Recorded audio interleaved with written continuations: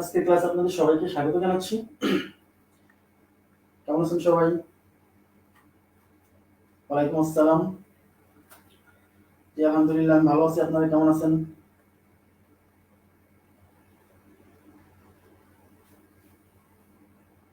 কথা শুনতে পাচ্ছেন কিনা এবং বোর্ড ক্লিয়ার দেখতে পাচ্ছেন কিনা একটু কমেন্ট করে জানান। আমি শুরু করে দেবো একটু কিছুক্ষণের মধ্যে। জ্যোতি সরকার আদাব। সবাই শুনতে পাচ্ছেন কিনা এবং দেখতে পাচ্ছেন কিনা জাস্ট একটু কমেন্ট করে আমাকে শেয়ার করেন। শুরু করে দেবো ক্লাস কিছুক্ষণের মধ্যে।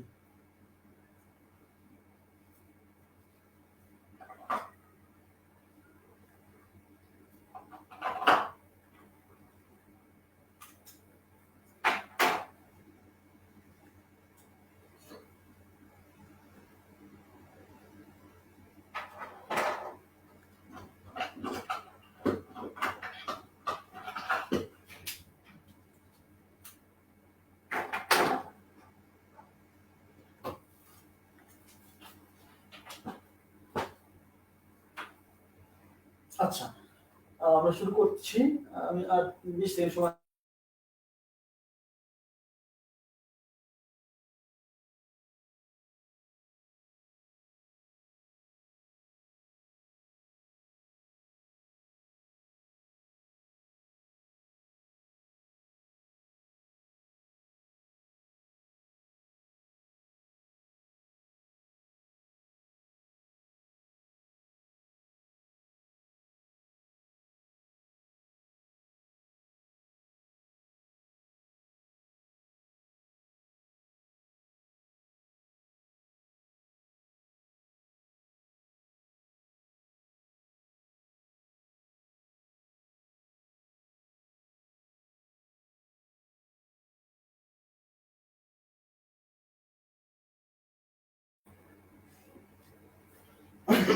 আচ্ছা, সবকিছু ঠিক আছে, তাহলে আমরা ক্লাস শুরু করে দিচ্ছি। আজকে আমাদের পড়ালেখার বিষয়বস্তু হচ্ছে চতুর্ভুজ গণনা। অর্থাৎ চতুর্ভুজ যেমন একটা চিত্র দেওয়া থাকে, তার ভিতর ত্রিভুজ আছে কয়টা এটা বের করতে পারে, যেমন তেমনই আসে একটা চিত্র দেওয়া থাকে, সেখানে কয়টা বর্গক্ষেত্র আছে, কয়টা আয়তক্ষেত্র আছে, আবার অনেক সময় বলে কয়টা চতুর্ভুজ আছে। হ্যাঁ, আচ্ছা, তো এগুলো একটু টেকনিক্যাল প্রশ্ন। তো এই প্রশ্নগুলো সলভ করার সময় অবশ্যই কিছু টেকনিক অবলম্বন করতে হয়, না হলে দেখা যায় যে অ্যাকচুয়ালি যদি গুণে বের করতে যান তাহলে পরীক্ষার হলে অনেক সময় লাগবে, অনেক সময় আপনি অ্যাকচুয়াল অ্যান্সারটা দিতেও পারবেন না। আচ্ছা, তাহলে চতুর্ভুজ গণনা। তাহলে আজকে পড়ালেখার বিষয়বস্তু হচ্ছে চতুর্ভুজ গণনা। আগে আমরা বেসিক থিওরি দিয়ে শুরু করব, বেসিক অঙ্ক দিয়ে। আচ্ছা, দেখেন সবাই মনোযোগ দিন।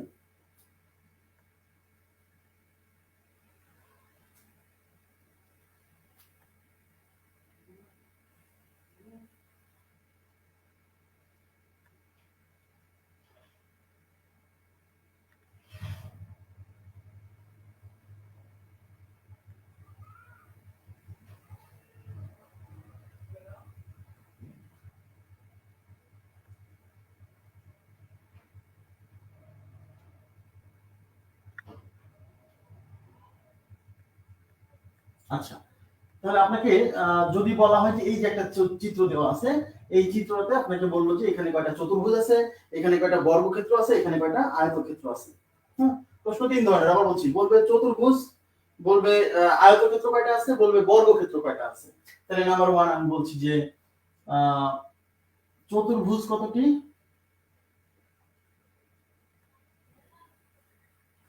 নাম্বার টু হচ্ছে বর্গক্ষেত্র কতটি,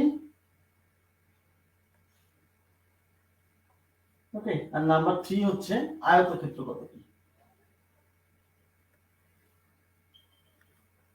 আচ্ছা, এই হলো আমাদের তিনটা প্রশ্ন।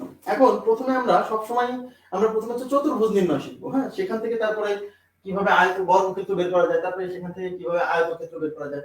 এবং আমি ধরে নিচ্ছি যে আপনারা আয়তক্ষেত্র কাকে বলে, বর্গক্ষেত্র কাকে বলে এবং কন্ডিশন গুলো কি কি, যে কোনো চতুর্ভুজ কেন আয়তক্ষেত্র হবে, কেন বর্গক্ষেত্র হবে, এটা আপনারা জানেন, আমি ধরে নিচ্ছি। আচ্ছা, এবার দেখেন, যখন আমরা চতুর্ভুজ কাউন্ট করব তখন একটা কি করব, দেখেন এদিকে এটা হচ্ছে এদিকে কয়টা কয়টা ঘর আছে, একটা দুটো তিনটা, এদিকে একটা দুটো তিনটা। আচ্ছা, এদিকে কিন্তু বেশি থাকতে পারে, এদিকে কম থাকতে পারে, কোনো ব্যাপার না, একই প্রসেস, সেম প্রসেস।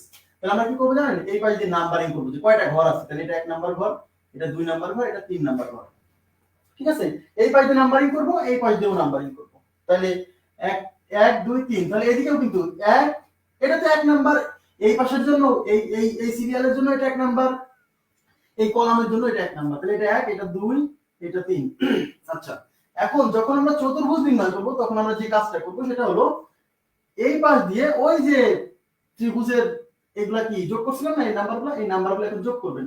তাহলে 3 2 5 আর 1 6, তাহলে এগুলা সব যোগ করলে হবে 6।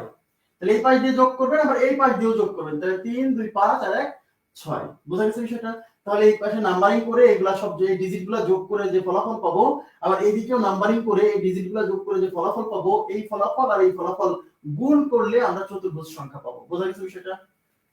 এই ফলাফল আর এই ফলাফল গুণ করলে আমরা এখানে কতটা চতুর্ভুজ আছে সেটা পাবো। ঠিক আছে?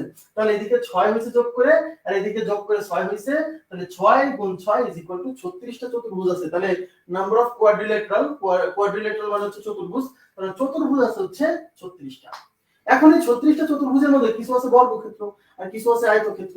এখন আমাকে সেপারেট করতে হবে বর্গক্ষেত্র কয়টা, আয়তক্ষেত্র কয়টা, আর টোটাল চতুর্ভুজ হচ্ছে 36টা। এটুকু ক্লিয়ার তো? আচ্ছা, এখন দেখেন বর্গক্ষেত্র কি? বর্গক্ষেত্র মানে 4 বাহু সমান হতে হবে এবং এবং কি প্রত্যেকটা কোণ সমকোণ হতে হবে। এই যে দেখেন প্রত্যেকটা কোণ সমকোণ এবং এই 4 বাহু, এই বাহু এই বাহু এই বাহু প্রত্যেকটা বাহু কি সমান, প্রত্যেকটা বাহু সমান হবে এবং প্রত্যেকটা কোণ হবে 90 ডিগ্রি। এটা হচ্ছে বর্গক্ষেত্র। আর আয়তক্ষেত্র কি? বিপরীত দুই বাহু সমান ও সমান্তরাল, এই যে দেখেন এটা সমান, এটা সমান এবং 4 কোণ কি সমকোণ। ওকে, আচ্ছা, তাহলে এখানে দেখেন তো এই যে এটা কিন্তু বর্গক্ষেত্র, এটা কিন্তু আয়ত না, এটা কিন্তু বর্গ। তারপরে এই যে পাশেরটা বর্গ, দেখেন এই যে দেখে বোঝা যাচ্ছে এই পাশেরটা বর্গ, তাই না? কিন্তু আমি যদি এই দুইটা নেই, এই যে এইটার সাথে এইটা নেই, এই যে দেখেন এটা কিন্তু বর্গ না, এটা কিন্তু আয়ত। এই যেটা কেবল দেখালাম এটা কিন্তু আয়ত। বোঝা গেছে সেটা? আচ্ছা, তাহলে আমাদের এরকম আয়ত, তারপরে যদি এই তিনটা যদি নেই, দেখেন এই যে এই তিনটা নিয়ে, এটাও তো চতুর্ভুজ, এটাও কিন্তু চতুর্ভুজ, এই পুরোটাও কিন্তু একটা চতুর্ভুজ, সুতরাং এটা একটা আয়ত। হ্যাঁ, আচ্ছা, তাহলে আমি আবার বলছি, তাহলে বর্গক্ষেত্র এবং আয়ত এর মধ্যে কিছু আছে বর্গ, কিছু আছে আয়ত। আমরা প্রথমে বের করব চতুর্ভুজ কয়টা, সেই চতুর্ভুজ সেটা বর্গ হতে পারে আয়ত হতে পারে। এবার বর্গ গুনবো যে কয়টা বর্গক্ষেত্র আছে। ওকে, আচ্ছা, বর্গ গোনার টেকনিকটা একটু ডিফারেন্ট, মনোযোগ দেন প্লিজ। তাহলে আপনারা চতুর্ভুজের ব্যাপারটা বুঝে গেছেন। এবার আমি এগুলো মুছে দিচ্ছি, এই যে এগুলো মুছে দিচ্ছি। চতুর্ভুজ 36টা, তাহলে চতুর্ভুজ এটার উত্তর হচ্ছে 36। ওকে, আচ্ছা, এখন বর্গ গোনার ক্ষেত্রে মনোযোগ দেন প্লিজ, এটা বেশি আসছে। বর্গক্ষেত্র, তো বর্গক্ষেত্র গোনার সময় কি করবেন? প্রসেসটা সেম। প্রসেসটা সেম মানে এই যে এদিকে 1 2 3 এরকম ঘর গুনবেন, এদিকে আপনি 1 2 3 4 5 ঘর গুনবেন যতটা আছে। ঠিক আছে? এবার কাজ হচ্ছে এই পাশের লাস্টের ডিজিট এবং এই পাশের লাস্টের ডিজিট, মানে এইটার সাথে এটা গুণ করা, এইটার সাথে এটা গুণ, এদিকে যা হবে আর এদিকে লাস্টে যা হবে, লাস্টের সাথে লাস্টে গুণ। তাহলে এদিকে 3, এদিকে 3। ওকে, ঠিক আছে। এবার এদিক থেকে এক ঘর আগে আসবেন, এদিক থেকে এক ঘর আগে যাবেন, মানে সোজা কথা এটা একটা গুণ শেষ। এবার এর আগে বোঝা গেছে? তাহলে এর আগে 2, এর আগে 2, তাহলে এই 2 আর 2 গুণ করব, তাহলে 2 গুণ 2। অনেকে মনে করে কি এখানে না বুঝে ভাই, দেখেন এখানে 3, এই 3 থেকে 1 কমায় দিবেন, এখান থেকে 1 কমায় দিবেন, সোজা কথা। লাস্টে গুণ করে এবার এখান থেকে 1 কমাবেন, এখান থেকে 1 কমাবেন, এর মানে এটাই বোঝায় 1 কমানো মানে আগে আসা, 1 কমানো মানে আগে আসা। ঠিক আছে? মাঝখানে প্লাস, এবার প্লাস। এবার এখান থেকে 1 কমায় দেন, 2 থেকে 1 কমালে 1, এবার এখান থেকে 1 কমায় দেন, 1 গুণ 1 ক্লোজড। আচ্ছা, তার মানে বিষয়টা হচ্ছে আমরা এই লাস্টে গুণ করব এবং এখান থেকে 1 কমাতে কমাতে, এখন প্রশ্ন হচ্ছে কমাতে কমাতে কত দূর পর্যন্ত যাব? মনোযোগ দেন, কত দূর পর্যন্ত যাব? যতক্ষণ না পর্যন্ত 1 হবে, যতক্ষণ না পর্যন্ত কি হবে? 1 হবে, ততক্ষণ পর্যন্ত আমরা এই কাজটা করব। আর মাঝখানে যোগ। ঠিক আছে? আচ্ছা, এবার দেখেন তো 3 3 এ কত? 9 প্লাস 2 দিয়ে 4, 1 তে 1, তাহলে 9 4 13 14। আচ্ছা, এই 14টা বর্গক্ষেত্র আছে, তার মানে বর্গক্ষেত্র বের করার বিষয়টা এরকম। বুঝা গেছে? ওকে, আচ্ছা, তাহলে বর্গক্ষেত্র বের করার বিষয়টা হলো এরকম। তাহলে কি করবেন? এদিকে ঘরগুণে নাম্বারিং করবেন, এদিকে ঘরগুণে নাম্বারিং করবেন, এই লাস্টে গুণ করবেন এবং এখান থেকে 1 কমাবেন, এখান থেকে 1 কমাবেন, এরকম যেতে থাকবেন। কতক্ষণ পর্যন্ত যাবেন? যতক্ষণ পর্যন্ত কি না হয়? 1 না আসে, যতক্ষণ পর্যন্ত 1 না আসে। তাহলে এখানে কি আছে? 14টা বর্গক্ষেত্র। কত? 14টা। আমি দেখাই দেব, সমস্যা নেই। 14টা যে বর্গক্ষেত্র আছে সেই বিষয়টা আমরা একটু দেখাচ্ছি। তাহলে বর্গক্ষেত্র 14, তাহলে টোটাল চতুর্ভুজ কয়টা? দেখেন, মনোযোগ দেন। মোট চতুর্ভুজ ইজ ইকুয়াল টু 36, তাহলে বর্গ ইজ ইকুয়াল টু 14। তাহলে বর্গ যদি 14 হয় তাহলে আর বাকিগুলো আয়তক্ষেত্র। বর্গ যদি 14 হয় তাহলে বাকিগুলো আয়তক্ষেত্র। তার মানে কি এর মধ্যে কিছু বর্গ আছে, কিছু তার মানে এই যে মোট চতুর্ভুজ যে 36টা, এটা কিন্তু এই 36টা কিন্তু বর্গ প্লাস আয়ত, বর্গ প্লাস আয়ত মিলে 36টা। হ্যাঁ, তার মধ্যে বর্গ যদি 14টা হয়, তাহলে এই বর্গ 14টা যদি আমি বাদ দিয়ে দেই, তাহলেই তো আমি পেয়ে যাবো আয়তক্ষেত্র কয়টা। আয়ত ইজ ইকুয়াল টু, সরি, যেটা থেকে এটা গেলে পরে কত হচ্ছে 2 2 22টা, তার মানে আয়তক্ষেত্র হচ্ছে 22টা। ক্লিয়ার বিষয়টা?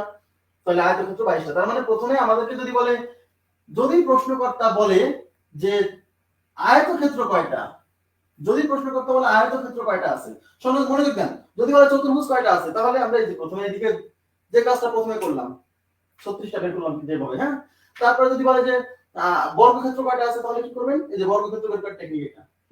আচ্ছা, তারপর যদি বলে আয়তক্ষেত্র কত, টোটাল চতুর্ভুজ থেকে বর্গক্ষেত্র বাদ দিলে আয়ত আসবে। এখন যদি প্রশ্নকর্তা সরাসরি বলে যে আয়তক্ষেত্র কয়টা আছে, তাহলে কি করবেন, আয়তক্ষেত্র কয়টা আছে এটা বললে প্রথম কাজ হলো মোট চতুর্ভুজ কয়টা আছে সেটা বের করবেন, তারপর মোট বর্গক্ষেত্র কয়টা আছে সেটা বের করবেন, তারপর বিয়োগ করবেন। সরাসরি আয়তক্ষেত্র বের করতে আমরা পারছি না। ওকে, এই পর্যন্ত ক্লিয়ার কিনা বলেন। আচ্ছা, এখন আমি আপনাদেরকে একটু শর্টকাটে দেখাই দিচ্ছি যে 14টা বর্গক্ষেত্র এর মধ্যে আছে, সেই 14টা তো চোখে দেখা যাচ্ছে না, সেই 14টা কোনটা কোনটা দেখেন, মনোযোগ দেন। সেই 14টা বর্গক্ষেত্র আসলে এর মধ্যে কোনটা কোনটা দেখেন। এই যে এটা বর্গ, এটা বর্গ, এগুলো কিন্তু এক একটা বর্গ। এই যে এখানে যেগুলো দেখা যাচ্ছে একদম ক্লিয়ার, এগুলো কিন্তু এক একটা বর্গ। আচ্ছা, এগুলো এক একটা বর্গ। তাহলে এটা একটা বর্গ, দেখেন এটা একটা, দুইটা, তিনটা, চারটা, পাঁচটা, ছয়টা, সাতটা, আটটা, নয়টা, 9টা বর্গ দেখা যাচ্ছে, 9টা বর্গ। এবার দুইটা দুইটা করে নেন তো, দেখেন এই যে একটা, এই দেখেন একটা বর্গ দেখছেন, 10টা। এবার এক ঘর ছেড়ে যান, এই দেখেন 10 আর 1 11, ঠিক আছে। এবার উপর থেকে এক ঘর ছেড়ে নিচে আসেন, এই যে 11 আর 1 12। এবার এইদিকে যান, 12 আর 1 13, আর এই টোটালটাও কিন্তু একটা বর্গ। সুতরাং 14টা বর্গক্ষেত্র আছে। তাহলে 14টা বর্গক্ষেত্র। ক্লিয়ার? আশা করি বুঝতে পারছেন। তাহলে বর্গক্ষেত্র 14টা। তাহলে বর্গক্ষেত্রই বেশি আসে, যে বর্গক্ষেত্র কতটি আছে। ওকে, আচ্ছা, আয়তক্ষেত্র বের করতে বলে বর্গক্ষেত্র বের করে নিতে হবে। হ্যাঁ, আয়তক্ষেত্র বের করতে বললে বর্গক্ষেত্র বের করে টোটাল চতুর্ভুজ থেকে কি করতে হবে, বিয়োগ করতে হবে। এবার দেখেন এখানে একটা ঝামেলা আছে, সেটা হচ্ছে যদি আপনাকে পরীক্ষক বলে যে এখানে আয়তক্ষেত্র কয়টা আছে, আপনি 22টা বের করে দেখছেন যে অপশনে 22টা নাই, এরকম ধরনের ঘটনাও ঘটতে পারে। অপশনে দেখছেন 22টা নাই, কিন্তু আয়তক্ষেত্র বলছে, আয়তক্ষেত্র বের করতে বলছে, আপনি 22টা বের করছেন, অপশনে নাই। অপশনে আছে 36টা, অপশনে আছে 24টা, অপশন আছে 20টা, অপশন আছে 14টা। এখন প্রশ্ন হচ্ছে আপনি কি করবেন, এরকম ধরনের ঘটনা ঘটার পসিবিলিটি আছে, আমি আগে বলে দিচ্ছি। হ্যাঁ হ্যাঁ, এই ধরনের ক্ষেত্রে আপনি কি করবেন, বলছে এখানে আয়তক্ষেত্র কত, আপনি বের করছেন 22টা, অপশনে নাই, কি করবেন, মনোযোগ দেন, আপনি 36টা মেরে আসবেন। এখন বলতে পারেন কেন 36টা পারবো, 36টা তো আয়তক্ষেত্র নাই। ভাইয়া, বর্গক্ষেত্র এক প্রকার আয়তক্ষেত্র, বর্গক্ষেত্র এক প্রকার আয়তক্ষেত্র, ব্যাস।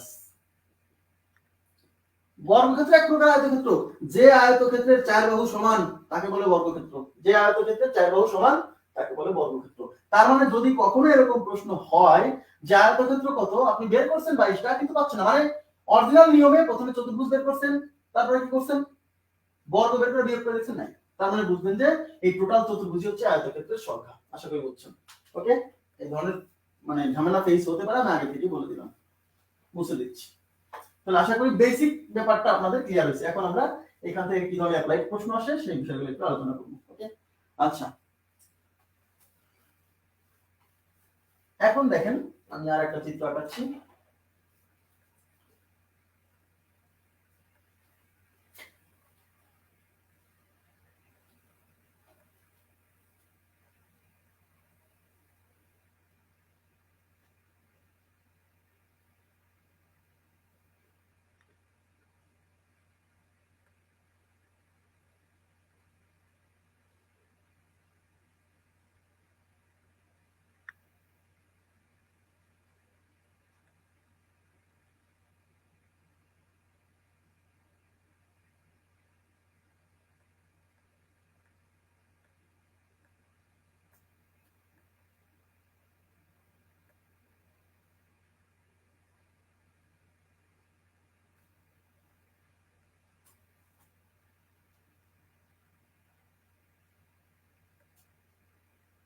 আচ্ছা,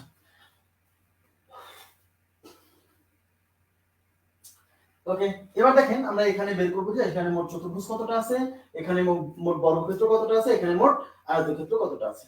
আচ্ছা দেখেন, এখানে যদি আমরা প্রথমে চতুর্ভুজ বের করতে যাই তাহলে আমি যে আগেই বলছি এদিকে নাম্বারিং করে ঘর আছে কয়টা 1 2 3 4 5, এদিকে নাম্বারিং করে 1 2 3 4। এখানে এখানে যে সবসময় সমান হবে বাধ্যতামূলক নয়। এবার কি করবেন, প্রথমে চতুর্ভুজের ক্ষেত্রে এদিকে যোগ করেন, তাহলে 5 আর 4 9 আর 3 12 আর 2 14 আর 1 15, তাহলে এদিকে যোগ করলে হচ্ছে 15। ওকে, এদিকে যোগ করেন 4 আর 3 7 আর 2 9 আর 1 10। আচ্ছা, তাহলে এই 15 আর 10 গুণ করলেই অতএব চতুর্ভুজ ইজ ইকুয়াল টু 15 ইনটু 10 কত কি 150টি। এই 150টি চতুর্ভুজ আছে। এই যে 150টা চতুর্ভুজ, এই 150টা চতুর্ভুজের মধ্যে কিছু আছে বর্গক্ষেত্র, কিছু আছে আয়তক্ষেত্র। এখন আমরা কি করব, বর্গক্ষেত্র বের করব আগে। আচ্ছা, তাহলে বর্গ, আচ্ছা বর্গ,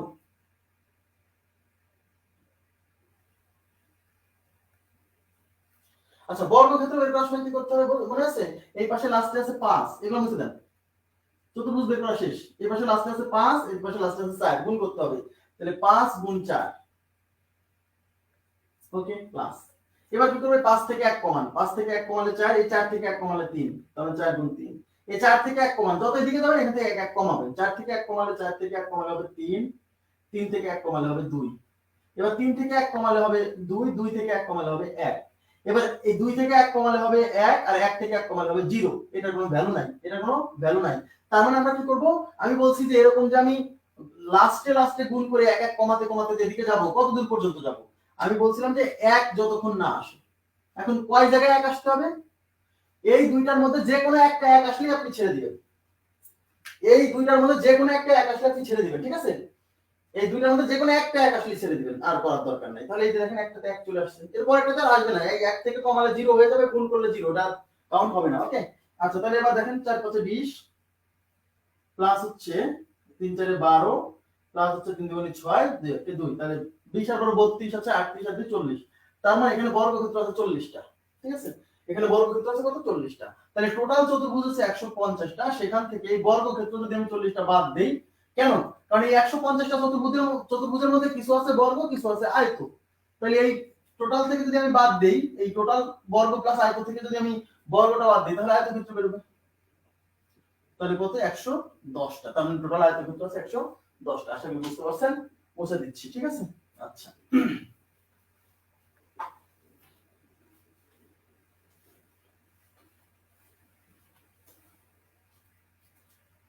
আচ্ছা এবার দেখেন পরবর্তী প্রশ্ন।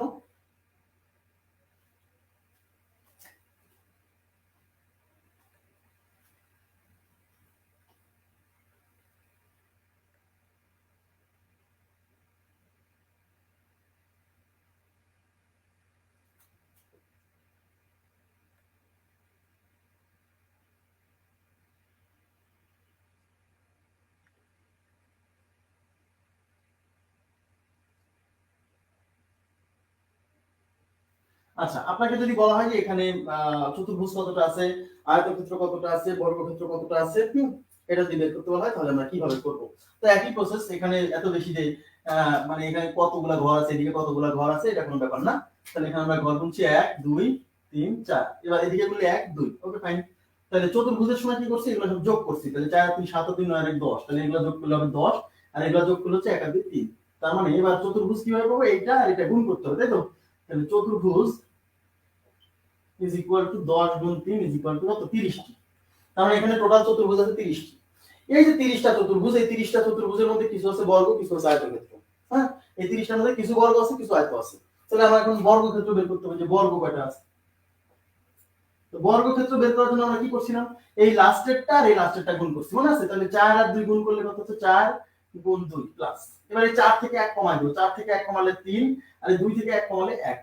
দেখেন আর কি যোগ করার দরকার আছে না, কেন? কারণ এই যে 1 চলে আসছে, এখানে দুইজনকে 1 হতে হবে এরকম না, যে কোনো একটাই যদি 1 চলে আসে তাহলে আপনি ছেড়ে দিবেন। কারণ এরপরে যখন আবার করবেন, এটা থেকে 1 কমালে 2, এটা থেকে 1 কমালে 0, তো কি দরকার, 0 তো 0ই, যোগ করার তো লাগছে না। ক্লিয়ার বিষয়টা? আচ্ছা, এখন দেখেন 4 2 8 প্লাস 3 আর 3 কত, 11। তার মানে এখানে বর্গক্ষেত্র আছে 11টা।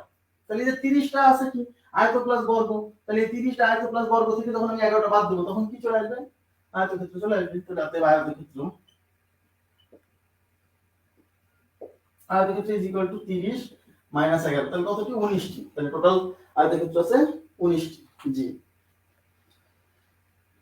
ওকে, মুছে দিচ্ছি। এবার পরবর্তী প্রশ্নে যাব। এখন এগুলো থেকে অ্যাপ্লাইড কি প্রশ্ন আসে সেগুলো আমরা যাচ্ছি আস্তে আস্তে, কোনো প্রবলেম নেই।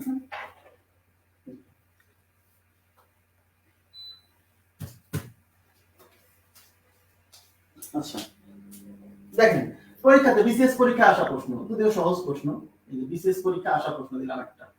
এর আগে যেগুলো আঁকালাম সেগুলো কিন্তু রিটেন পরীক্ষা আসছে। প্রথমে যেটা দেখাইছে এটা রিটেন পরীক্ষার প্রশ্ন, প্রথমে একদম ফার্স্টে যেটা আমরা করছিলাম ওটা রিটেন পরীক্ষার প্রশ্ন। এই প্রশ্নটা পরীক্ষা আসছে, প্রিলিমিনারিতে আসছে, রিটেনেও আসছে। বলছে এখানে এখানে কতটি আয়ত আছে কতটি বর্গ আছে, প্রশ্ন আসছে কতটি আয়ত প্লাস কতটি বর্গ, দুইটাই আসছে, কতটি আয়ত কতটি বর্গ। আচ্ছা তাহলে আমরা কি করছি, এটা কিন্তু একটা চতুর্ভুজ, তাহলে গড় গুণি 1 2 1 2, তাহলে চতুর্ভুজ কত, তাহলে এদিকে যোগ করলে হচ্ছে 1 আর 2 3, এদিকে যোগ করলে হচ্ছে 1 আর 2 3, এই 3 আর 3 গুণ করেন তাহলে 3 গুণ 3, তাহলে 9টি হলো চতুর্ভুজ। কিন্তু আমার চতুর্ভুজ চাইনি, আমাদের হচ্ছে কয়টি বর্গ কয়টি আয়ত, তাহলে এখন বর্গ গুণি, তাহলে এদিকে লাস্টে 2 এদিকে লাস্টে 2, তাহলে বর্গ আমরা পাচ্ছি কি হবে, তাহলে 2 গুণ 2, তাহলে 2 গুণ 2, এবার এখান থেকে 1 কমাই দেন, 1 কমালে 1 গুণ 1, আচ্ছা আর তো যাওয়া লাগবে না কারণ 1 চলে আসছে, তাহলে 2 গুণ 4 আর 1 কত 5, তার মানে বর্গ আছে 5টা, তাহলে টোটাল চতুর্ভুজ 9টা, তাহলে এই 9টা থেকে যদি আমি 5টা বাদ দেই তাহলে আয়ত বেরোবে কত 4টি, তার মানে আয়তক্ষেত্র 4টি, বর্গক্ষেত্র 5টি, টোটাল চতুর্ভুজ হচ্ছে 9টি। বোঝা গেছে সেটা? জি। এখন প্রশ্ন হলো যে এখানে যে বর্গক্ষেত্র 5টা আছে, এখানে যে 9টা চতুর্ভুজ আছে সেটাই বা কি করে বুঝবো? 9টা দেখেন 1 2 3 4, চারটা দেখা যাচ্ছে, এই যে দুইটা মিলে একটা, এই দেখেন এই যে 5টা নিচে একটা, 6টা, এবার এই পাশ দিয়ে এই দেখেন এই যে একটা, 7টা, এই যে একটা, 8টা, টোটাল একটা 9টা। বোঝা গেছে 9টা চতুর্ভুজ পাইছেন। এই 9টা চতুর্ভুজের মধ্যে 5টা নাকি বর্গ, 5টা দেখাই বোঝা যাচ্ছে, একটা দুইটা তিনটা চারটা বর্গ আর এই টোটাল বড়টা একটা বর্গ 5টা, তাহলে চারটা আয়তক্ষেত্র কিভাবে, এই যে এইটা একটা আয়ত, নিচে একটা আয়ত দুইটা, এই পাশ দিয়ে এই একটা, এই একটা, বোঝা গেছে 4টা। ক্লিয়ার সেটা? আশা করি বুঝতে পারছেন। এটা বিশেষ পরীক্ষায় আসা প্রশ্ন, দেখেন সহজেই আসে, এত বেশি কঠিন আসে না। হ্যাঁ আসলেও আমরা সেগুলো সলভ করার চেষ্টা করবো, সমস্যা নেই। আচ্ছা মুছে দিচ্ছি।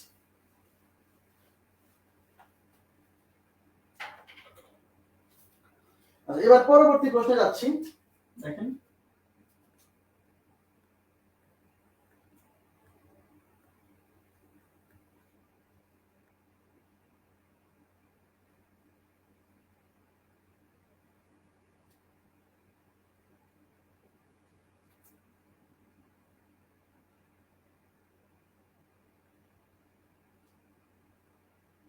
আচ্ছা এইটাই ধরেন এটাই পরীক্ষা আসলো, এখানে আপনাকে বলা হলো যে কতটা চতুর্ভুজ আছে, হ্যাঁ কতটা চতুর্ভুজ আছে এটা বলতে পারে, কতটা আয়তক্ষেত্র আছে তাও বলতে পারে, কতটা বর্গক্ষেত্র আছে সেটাও বলতে পারে। আচ্ছা এখন দেখেন এখানে কতটা চতুর্ভুজ আছে, তাহলে এখন প্রশ্ন হচ্ছে আমরা যে নাম্বারিং করব, এদিকে তো ঘর আছে এদিকে তো ঘর নাই, কে বলছে নাই, এদিকে আছে 1 2 3 4, এদিকে নাই কে বলছে, এদিকে তো একটা আছে, এই লাইনে তো একটা, এখানে যদি একটা থাকতো তাহলে একে 2 দিতাম, দেব না, এক আছে তো, তাই না?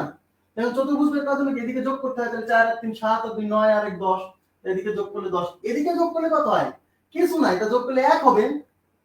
বোঝা গেছে কি? তাহলে চতুর্ভুজ যখন বের করি এই পাশেরটা আর এই পাশেরটা গুণ করি, তাহলে অতএব চতুর্ভুজ 10 গুণ 1 ইজ ইকুয়াল টু 10টা, তার মানে এখানে চতুর্ভুজ আছে 10টি, এখানে চতুর্ভুজ আছে 10টি, এই 10টি চতুর্ভুজের মধ্যে কিছু বর্গ আছে কিছু আয়ত আছে, তা বর্গ কিভাবে বের করব? তো বর্গ বের করার বিষয় কি, এই পাশের লাস্টেরটা আর এই পাশের লাস্টেরটা, এই পাশের লাস্টে 9 আর 1 আছে, ঠিক আছে, তাহলে বর্গ, তাহলে বর্গ ইকুয়াল টু 4 গুণ এই পাশে কত 1, এবার প্লাস দিলে পরে 4 থেকে 1 কমালে 3, 1 থেকে 1 কমালে 0 হয়ে যাচ্ছে, তার মানে আর প্লাস দেওয়ার দরকার নাই, তার মানে কয়টা 4টা, এবং সেই 4টা কোনটা জানেন, একটা দুইটা তিনটা 4টা, আর কোনো বর্গ নাই, কারণ আর জোড়ালে পরে সেগুলো আয়ত হবে বর্গ হবে না, তাহলে 4টা। হ্যাঁ এবার তার মানে কি, তাহলে টোটাল চতুর্ভুজ 10টা, বর্গ আছে 4টা, তাহলে আয়ত কয়টা, আয়ত is equal to 10 minus 4 is equal to 6টি, তাহলে আয়তক্ষেত্র হচ্ছে 6টি। ক্লিয়ার বিষয়টা? আশা করি বুঝতে পারছেন। জি আয়তক্ষেত্র 6টি। ওকে আচ্ছা এখন দেখেন আপনাকে এই যে আমরা এটা বললাম, গণহারে এটা পড়তে থাকলে একটা জায়গাতে ভুল হতে পারে, কোথায় ভুল হতে পারে দেখেন, মুছে দিচ্ছি আমি, মুছে দিচ্ছি।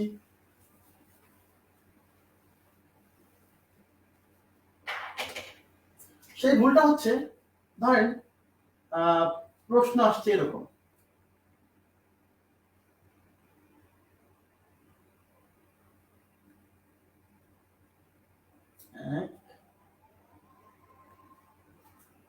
2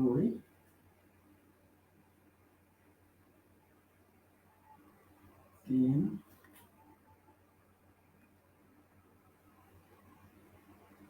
4। আচ্ছা, আপনাকে প্রশ্ন করা হলো যে এখানে আয়তক্ষেত্র কয়টা, মনোযোগ দিবেন, এখানে আয়তক্ষেত্র কয়টা, প্রশ্ন করা হলো যে এখানে আয়তক্ষেত্র কয়টা। হ্যাঁ, আয়তক্ষেত্র কত, উত্তর দেন তো, আয়তক্ষেত্র কতটি, অ্যান্সার দেন, আপনাদের কাজ দিলাম, আয়তক্ষেত্র কতটি।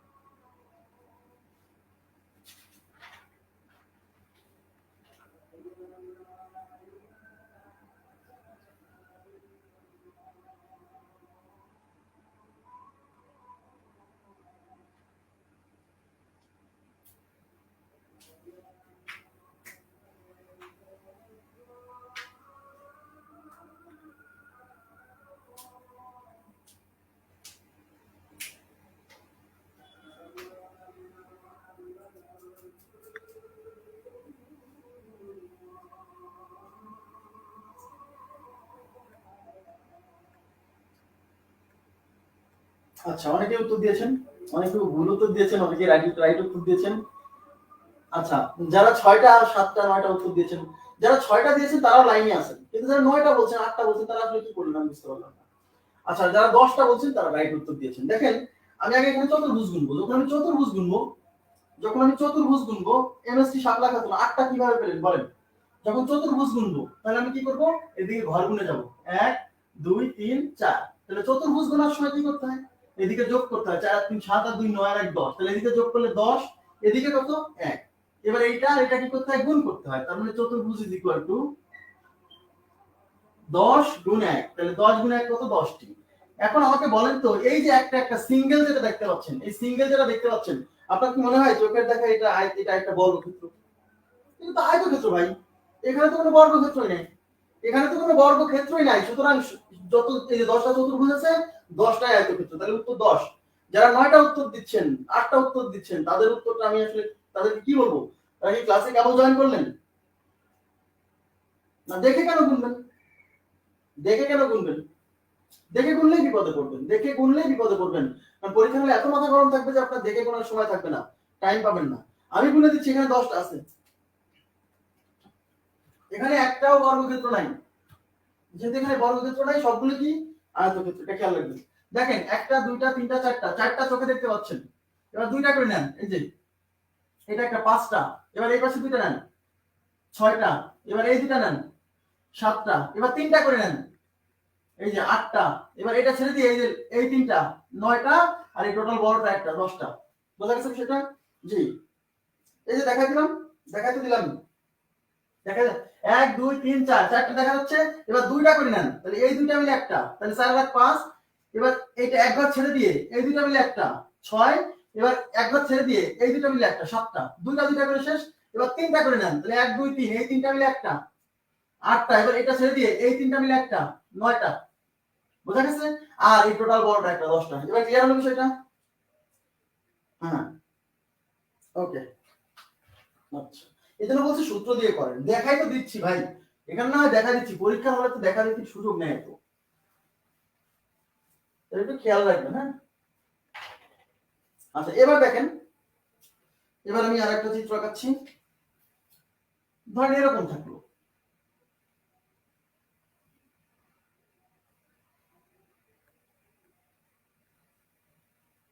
1 2 3 4 5। সাপোজ এরকম থাকলো, এরকম থেকে আপনাকে বলবো যে এরকম কয়টা চতুর্ভুজ আছে, সাপোজ বলবো যে কতটা চতুর্ভুজ আছে। আচ্ছা, কয়টা চতুর্ভুজ আছে দেখেন, এখানে কতটা চতুর্ভুজ আছে, তাহলে ব্যাপার না, এটা তো এরকম খাড়া নাই তো কি, এরকম আছে, তাহলে নাম্বারই করেন 1 2 3 4 5, 5টা। তাহলে আমি ঘর বললাম, এদিকে 5, এদিকে কত, এদিকে কিছু না, এখানে 1 আছে। তাহলে এগুলো যোগ করেন, তাহলে 5 আর 4 9, আর 3 12, আর 2 14 আর 15। তাহলে এগুলো যোগ করলে 15, আর এই পাশে যোগ করলে 15, আর এই পাশে যোগ করলে 1।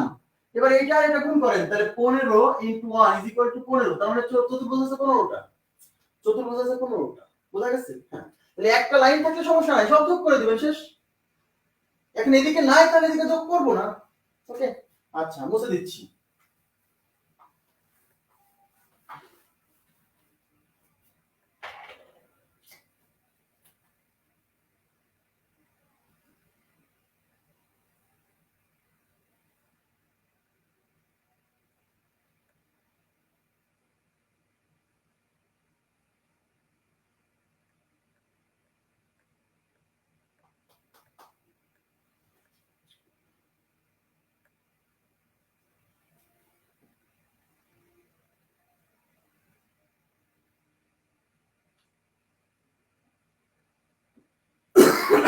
আচ্ছা এখানে কতটি চতুর্ভুজ আছে? কতটি চতুর্ভুজ আছে?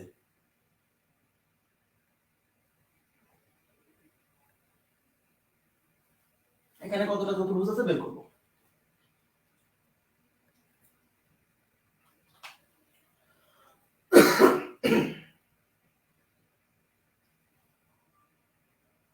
আচ্ছা এখানে কতটা চতুর্ভুজ আছে এটা করার জন্য দেখেন আমাদের কিন্তু এই চিত্রটা কমপ্লিট চিত্র না। এই যে দেখেন এখানে কিন্তু কমপ্লিট চিত্র না। যখন এরকম কমপ্লিট চিত্র না তখন কিন্তু এটাকে একটা লাইন ধরেন, ওই যে কেবল একটু আগে সলভ করলাম না, যেরকম একটা লাইন, আবার এদিকে একটা লাইন, এটাকে একটা লাইন ধরেন, এটাকে একটা লাইন ধরে ক্যালকুলেট করেন 1 2 3 4। এবার এদিকে ক্যালকুলেট করেন 1 2 1 2 3 4। এখন এগুলা যোগ করলে কত হচ্ছে? 4 3 7 3 আর 1 10, তাহলে এদিকে 10, আবার এদিকে যোগ করলে কিন্তু 10। এখন কি করব? যদি এটা কমপ্লিট ফিগার হতো তাহলে এই 10 আর এই 10 গুণ করলে কিন্তু আমাদের উত্তর চলে আসতো, তাই না? কিন্তু যেহেতু এটা কমপ্লিট ফিগার না, তার মানে এটা কিন্তু গুণ করা যাবে না। তার মানে এদিকে আছে 10টা, এদিকে আছে 10টা, তাহলে মোট কত? তাহলে 10 প্লাস 10 ইকুয়াল টু কত? 20টি।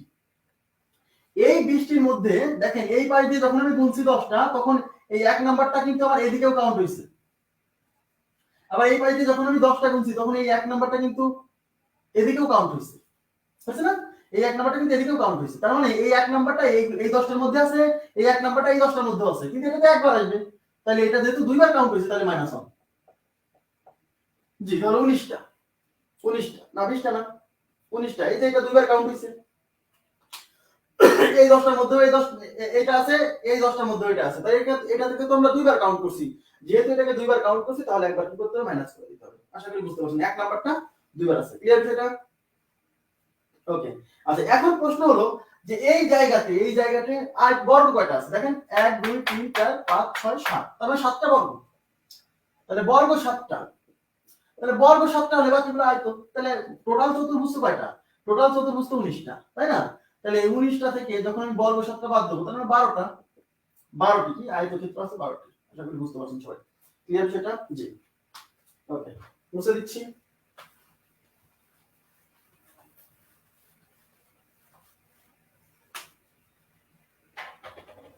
এবার পরবর্তী প্রশ্নে যাচ্ছি।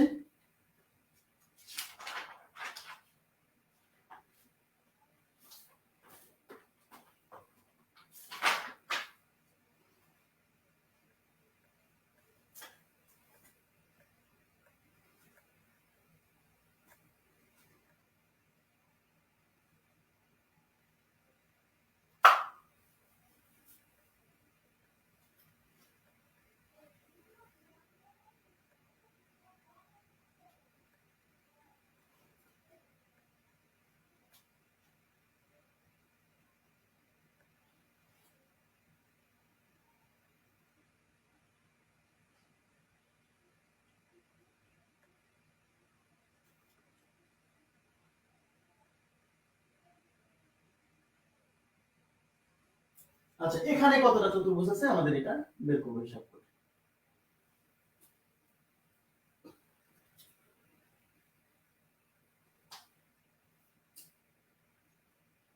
বুঝিনি আপনার প্রশ্ন, বুঝিনি, সব জায়গায় ডাবল হিসাব করি। আচ্ছা তাহলে দেখেন এখানে কতটা চতুর্ভুজ আছে, তাহলে আমরা কি করব? এই লাইনটা কিন্তু দেখেন আমাদের বেসিক ফিগার, একটা সিঙ্গেল লাইন, তাহলে লাইন করে 1 2 3 4। আচ্ছা এবার এইদিকে গুণে যাই, দেখেন তাহলে এইদিকে যখন গুনবো 1 2 3 এই যে 4, ঠিক আছে? আচ্ছা এবার এদিকে গুণে যাই 2 3 4, বোঝা গেছে কি বিষয়টা? এখন এগুলো সব যোগ করলে কত? 4 3 7 3 আর 1 10, তাহলে এগুলো যোগ করলে 10। এবার এই লাইন যোগ করলে কত? এই লাইন যোগ করলে কিন্তু 10, আবার এই লাইন যোগ করলে 10, তাহলে কয়টা হচ্ছে? 10 10 10, তার মানে 30, তারপরে 10 যোগ 10 যোগ 10 তার মানে 30টা। এখন এই 30টার মধ্যে ডাবল কোনটা কোনটা গুনছি? এই চতুর্ভুজটা এই সিরিয়ালে এই 10টার মধ্যে গেছে, আবার এই চতুর্ভুজটা এই 10টার মধ্যে এই সিরিয়ালে আসছে, আবার এই চতুর্ভুজটা এই 10টার মধ্যে আসছে। তাহলে এবার দেখেন তো, এই চতুর্ভুজ দুইবার গুনছি, আবার এই চতুর্ভুজটা কিন্তু আমি দুইবার গুনছি। তার মানে আমি কিন্তু এইটাকে ডাবল গুনছি, এটাকে ডাবল গুনছি। তার মানে এই চতুর্ভুজ একবার বেশি আসছে, এই চতুর্ভুজ একবার বেশি আসছে। তাহলে কয়টা বিয়োগ হবে? দুইটা বিয়োগ হবে। তাহলে দুইটা বিয়োগ হলে কতটা হচ্ছে? 28টা। তার মানে 30 - 2 = 28। জি, বোঝা গেছে বিষয়টা? একদম সিম্পল। তাহলে আপনি হিসাব করে যেগুলো কাউন্ট হবে ডাবল সেটা বিয়োগ করে দিবেন। এখন এই কনসেপ্ট থেকে একবার বিসিএস পরীক্ষাতে প্রশ্ন এসেছে, সেই প্রশ্নটা আমি এখন আপনাদেরকে দেখাচ্ছি। সেই প্রশ্নটা হচ্ছে,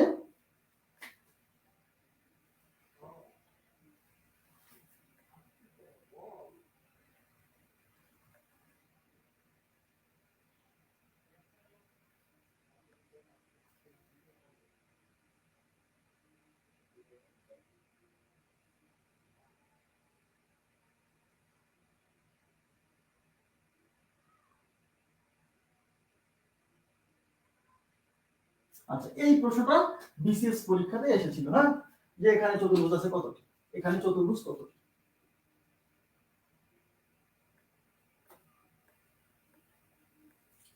আচ্ছা এখানে চতুর্ভুজ কতটি আছে, তো এখানে চতুর্ভুজ কতটি আছে এটা যদি আমরা কাউন্ট করতে যাই তাহলে কি করব? তাহলে বুঝতেই পারছেন এদিকে একটা বেসিক ফিগারের মতো আছে, এদিকে একটা আছে। কমপ্লিট ফিগার কিন্তু না, কমপ্লিট ফিগার হলে আমরা কি করতাম? ওই প্রথম ক্ষেত্রে তাহলে এদিকে নাম্বারিং করি 1 2 3, এদিকে নাম্বারিং করেন 1 2 3। তাহলে এগুলো যোগ করলে কত হচ্ছে? 3 2 5 আর 1 6। এদিকে যোগ করলে কত হচ্ছে? 3 2 5 আর 1 6। এবার দেখেন তার মানে এবার এই 6 আর 6 গুণ করে দেন না, গুণ করতাম কখন? যখন কমপ্লিট ফিগার হতো। তাহলে এই লাইনে 6টা আছে, এই লাইনে 6টা আছে, তাহলে টোটাল হওয়ার কথা কত? 12। 12টি হওয়ার কথা চতুর্ভুজ। কিন্তু এই যে 2 নাম্বার যে ঘরটা, এই জায়গাটা কিন্তু আমি এই যে এই পাশে যখন গুণে গেছি এই 6টার মধ্যে এটা আছে, আবার এই পাশে যখন গুণে আসছি তখন এই 6টার মধ্যে ওইটা আছে। তাহলে এই জায়গাটা কয়বার গুনছি? দুইবার গুনছি। যেহেতু এই জায়গাটা দুইবার গুনছি তাহলে ওইটাকে একবার বাদ দিতে হবে। তার মানে কতটি? 11টি। আশা করি বুঝতে পারছেন। তাহলে 11টি আছে। এখন আপনি যদি মানে এমনিতে 11টা খুঁজতে যান তাহলে ঝামেলায় পড়বেন আপনি শিওর। 1 2 3 4 5, 5টা দেখা যাচ্ছে। এবার দুইটা করে নেন, এই যে 6টা, এবার এইদিকে দুইটা করে 7টা, এদিকে দুইটা করে 8টা, এদিকে দুইটা করে 9টা। এই টোটাল বড়টা একটা 10টা, আর এই টোটাল বড়টা একটা 11টা। হয়ে গেল 11টা। কিন্তু পরীক্ষার হলে দেখবেন যে একটা দুইটা ছাড়া পড়ে চলে আসছে। এজন্য সূত্রটা দিয়ে করাটা বেটার। হ্যাঁ, আচ্ছা মুছে দিচ্ছি। আচ্ছা এবার দেখেন আমি আরেকটা প্রশ্ন আপনাদেরকে দিচ্ছি।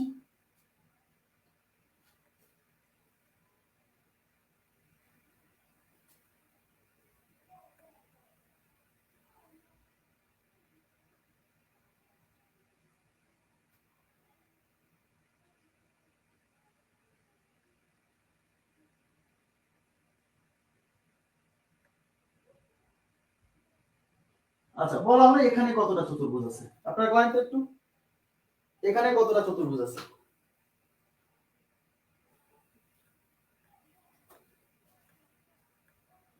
ট্রাই করেন।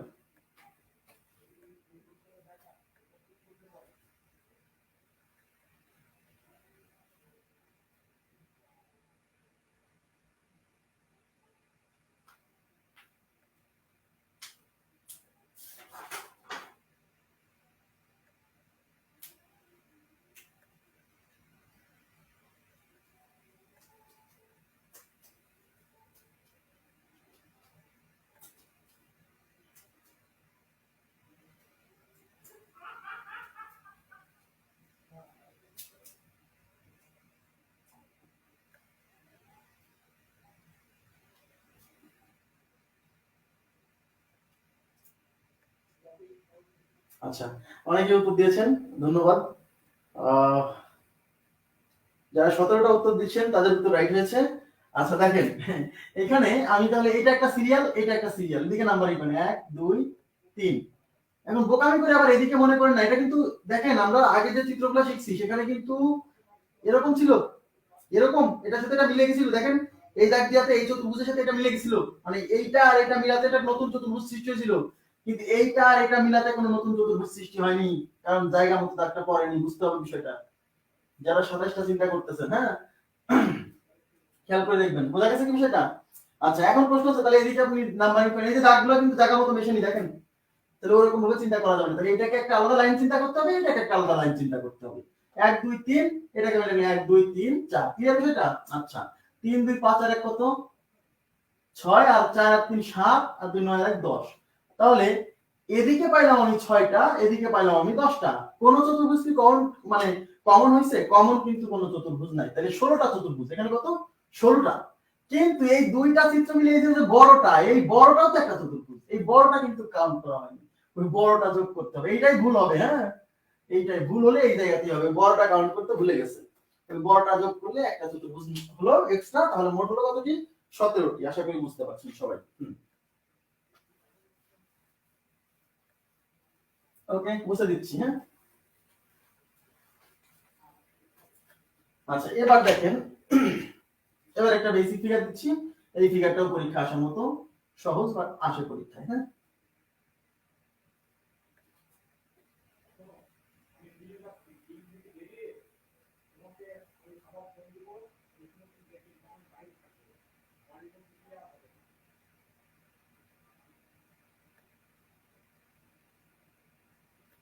আচ্ছা আপনাকে বলা হলো এখানে কতটা চতুর্ভুজ আছে, আর একটু কাজ আছে, এখানে কতটা বর্গক্ষেত্র আছে। হ্যাঁ এখানে কতটা বর্গক্ষেত্র আছে, আবার বলছি বর্গক্ষেত্র। এটা পরীক্ষা আসার মতো, এটা একটা বেসিক ফিগার, এটা কিন্তু একটা বেসিক ফিগার, এটা একটা বেসিক ফিগার। হ্যাঁ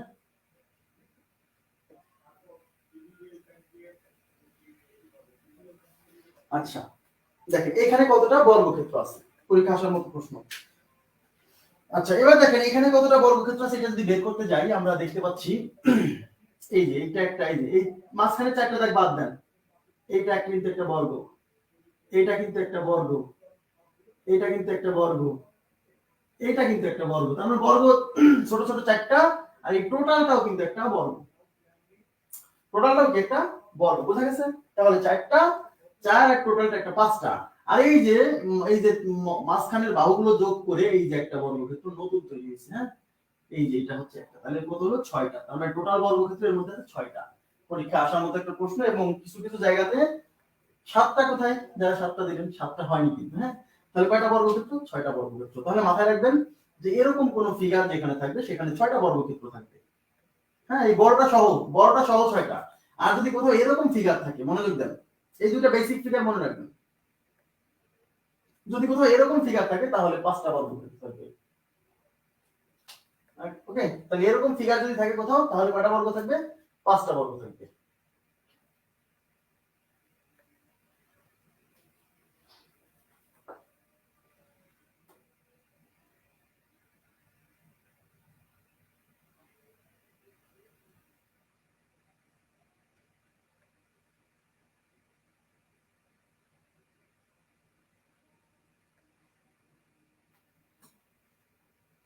আচ্ছা তাহলে দেখেন, তাহলে 1 2 3 4, তাহলে এরকম ফিগার থাকলে 5টা বর্গ। হ্যাঁ আর যদি এরকম ফিগার থাকে তাহলে 6টা বর্গ। আচ্ছা এবার দেখেন, এখন এই ধরনের ফিগারের অ্যাপ্লাইড প্রশ্ন পরীক্ষাতে আসতে পারে, আমি দেখা দিচ্ছি আপনাদের কয়েকটা। সেটা হচ্ছে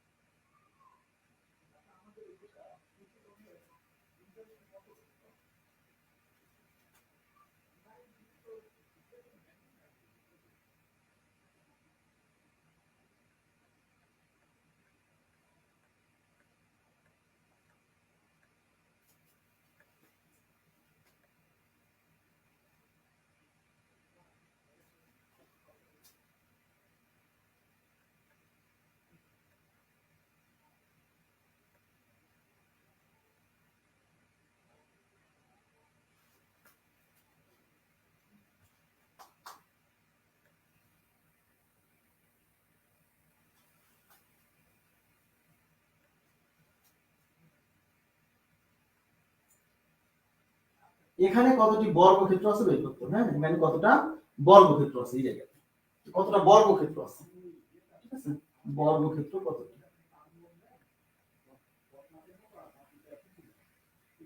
আচ্ছা, বর্গক্ষেত্র কতটি এটা আমরা এখান থেকে বের করব। ওকে, আচ্ছা দেখেন, আমরা বেসিক ফিগার খুঁজে বের করি।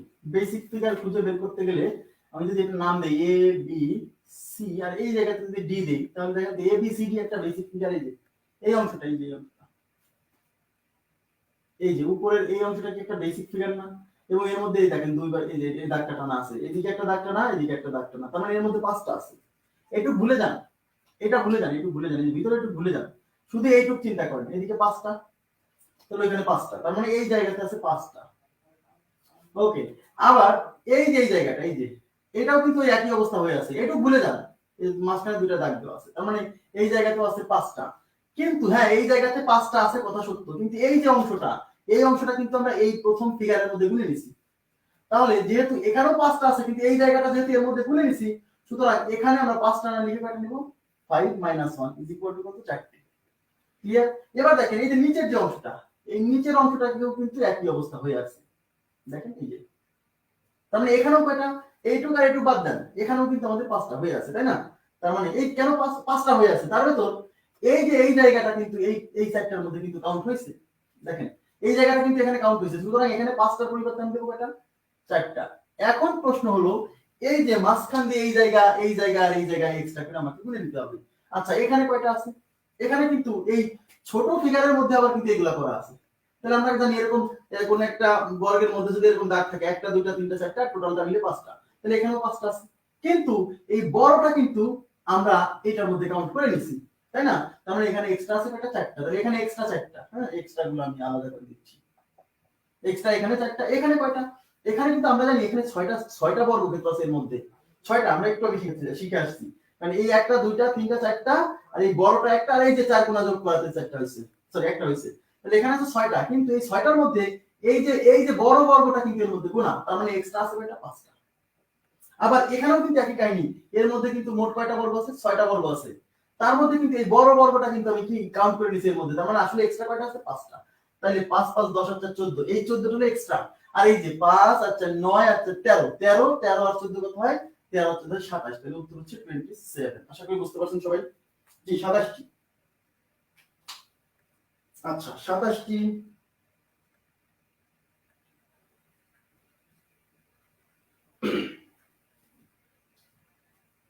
27টি ক্লিয়ার বিষয়টা?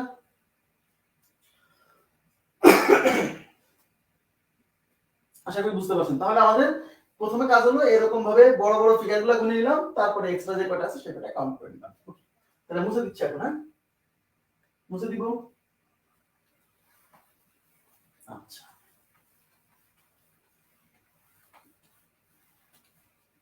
আচ্ছা, আর একটা প্রশ্ন আমরা একটু আরেকটু প্র্যাকটিস করি।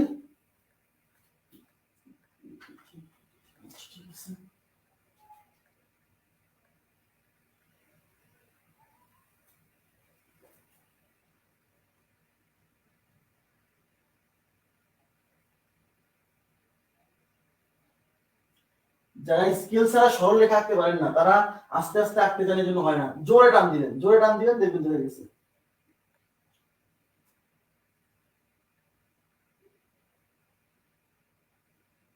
আস্তে আঁকতে গেলেই বাঁকা হয়ে যায়। এই দেখেন বাঁকা হয়ে গেছে।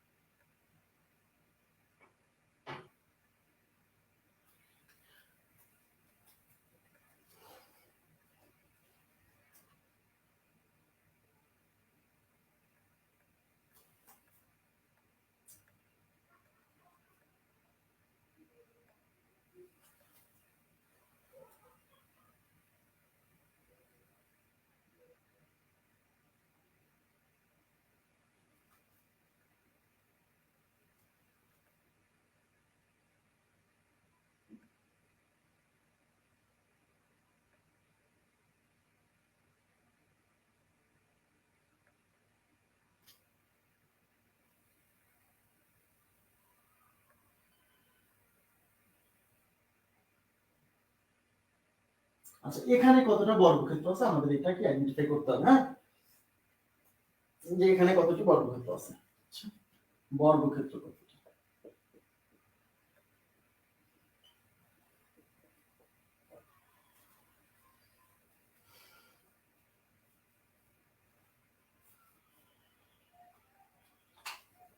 আচ্ছা এখন এখানে বর্গক্ষেত্র কতটি এটা যখন আমরা বের করতে চাই, সবাই একটু মনোযোগ দেন তো। আমি এই ভিতরের এই ফিগারগুলো ভুলে যাই, আগে ভিতরের এইগুলো ভুলে যাই, এগুলো কাহিনী ভুলে যান। দেখেন তো এর ভেতরে এই কাহিনী ঘটে আছে কিনা, আগে বোঝার চেষ্টা করেন। এরকম একটা ফিগার কিন্তু এর মধ্যে আছে, এই যে একটা দুইটা তিনটা, একটা দুইটা তিনটা, একটা দুইটা তিনটা, দেখেন এখানে এই কাজ করা হয়েছে, কিন্তু এইগুলা বাদ দিলে কিন্তু এটাই কিন্তু অরিজিনাল একটা ফিগার, এখানেও তো বর্গ আছে। তাহলে প্রথম কাজ হলো এর মধ্যে কয়টা বর্গ আছে, মানে এইগুলো বাদ দিলে এর মধ্যে কয়টা বর্গ আছে সেটা বের করবো। তাহলে আমরা নাম্বারিং করি 1 2 3, এখানে তো দিতে পারছি না, মধ্যে মধ্যে উপর দিয়ে দিচ্ছি, এদিকে কি 1 2 3। তাহলে বর্গ বের করার এদিকে লাস্ট কত 3, এদিকে লাস্ট কত 3, তাহলে 3 গুণ 3, 3 থেকে 1 কমালে কত 2 গুণ 2, এই 2 থেকে 1 কমালে কত 1 গুণ 1, ওকে 3 3 9 9 13 আর 14, তার মানে এখানে বর্গ আছে 14টি। 14টি মানে এই ফিগারের মধ্যে 14, মানে এইগুলো বাদ দিয়ে, আমার কথা কি বুঝছেন? আমার কথা কি বোঝা গেছে? 14টা আছে। আচ্ছা এখন প্রশ্ন হচ্ছে, এখন আমরা এক্সট্রা গুলা গুনবো। এই যে এখানে কি হইছে, এখানে দেখেন এই ছোট করে আবার কিন্তু 2 টান দেওয়া হয়েছে, এই যে দেখেন এগুলো টান দিলে কিন্তু এখানে 5টা হয়েছে, 6টা হয়েছে, 6টা, এই একটা এই একটা এই একটা এই একটা আর এই বড়টা একটা, আর এই যে 4 কোণা যোগ করাতে 4 মধ্যবিন্দু যোগ করাতে একটা, তাহলে এখানে 6টা হয়েছে। সেই 6টার মধ্যে কিন্তু ভাইয়া এই বড়টা কিন্তু আমরা কাউন্ট করে ফেলছি এই 14টার মধ্যে, বুঝছেন? তার মানে এখানে আসলে এক্সট্রা আছে 5টা। তাহলে একই কাহিনী এখানেও 5টা থাকবে, কেন? কারণ এখানেও তো মোট 6টা আছে, তার মধ্যে বড়টা তো কাউন্ট হয়ে গেছে 5টা, তাহলে এখানেও 5টা আছে। কেন? কারণ এই যে এই বড়টা আমার কাউন্ট হয়ে গেছে 14টার মধ্যে, তাহলে এখানেও 5টা আছে। কেন? কারণ এখানে যে বড়টা ছিল এই বড়টা আমার কাউন্ট হয়ে গেছে, তাহলে এখানেও 5টা। তাহলে এখানে 5 5 5 4 5 20, তার মানে এক্সট্রা আমরা 20 পাইছি, 20টা পাইছি এক্সট্রা। আর এই যে আমার মাঝখানে একটা, তাহলে এরকম দাগ থাকলে 5টা হয়, মোট 5টা হয়, একটা দুইটা তিনটা চারটা আর এই বড়টা একটা, 5টা। তার মধ্যে এই বড়টা তো আমার কাউন্ট হয়ে গেছে 14টার মধ্যে, তার মানে এখানে এক্সট্রা 4টা, তাহলে এর সাথে আরো 4টা যোগ করেন, তাহলে 20 আর 4 24 আর 14 হচ্ছে 38, তার মানে এখানে বর্গক্ষেত্র আছে 38টা, 38টা, জি 38, আশা করি বুঝতে পারছেন। হ্যাঁ, তাহলে এই যে বেসিক ফিগারগুলো আপনাকে কি করবে, সহযোগিতা করবে। আমি আগে বলছি এই বেসিক ফিগারগুলো আপনার মাথায় রাখতে হবে, বাকিগুলো ক্যালকুলেশন করে আমরা বের করব। ওকে, থ্যাংক ইউ ভেরি মাচ, অনেক উত্তর দিয়েছেন, ধন্যবাদ। আচ্ছা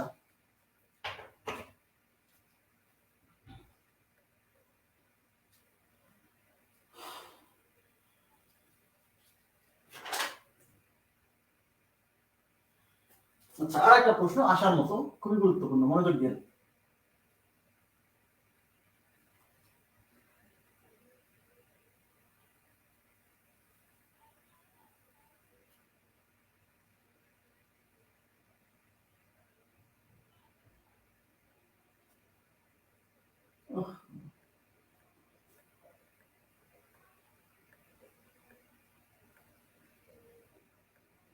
আচ্ছা এখানে কতটা চতুর্ভুজ আছে আমাদেরকে বর্গক্ষেত্র আছে বের করতে হবে। জি এখানে কতটা বর্গক্ষেত্র আছে আমাদেরকে বের করতে হবে, ভেরি ভেরি ইম্পর্টেন্ট ফিগার। এখানে কতটা বর্গক্ষেত্র আছে, তো দেখেন এখানে কতটা বর্গক্ষেত্র আছে। এখানে কিন্তু আমরা যদি ধরে নেই এই যে বড় যে ফিগারটা, মাঝখানে ছোট ফিগারটা বাদ দিলে এই বড় ফিগারটার মাঝে কিন্তু এই যে দুই টান দেওয়া আছে, দেখেন 2 টান দেওয়া আছে। কোন ফিগারের মধ্যে যদি এরকম মাঝখান থেকে 2 টান দেওয়া থাকে তাহলে 5টা বর্গ হয়, এইটা এইটা এইটা এইটা আর বড়টা একটা।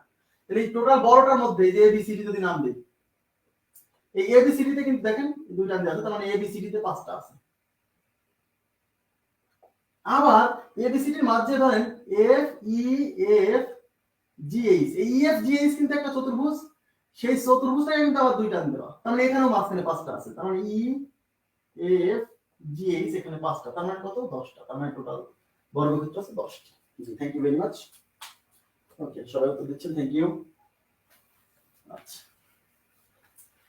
এবার দেখেন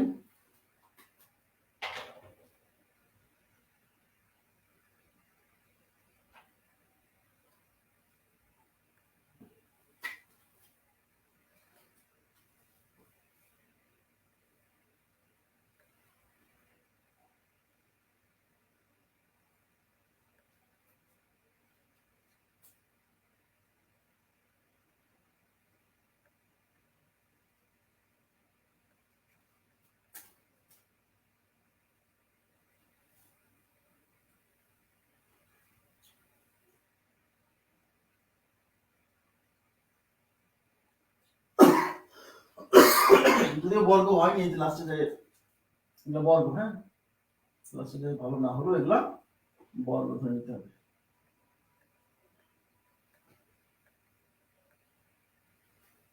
আচ্ছা, এবার এখানে আরো চিত্র আছে।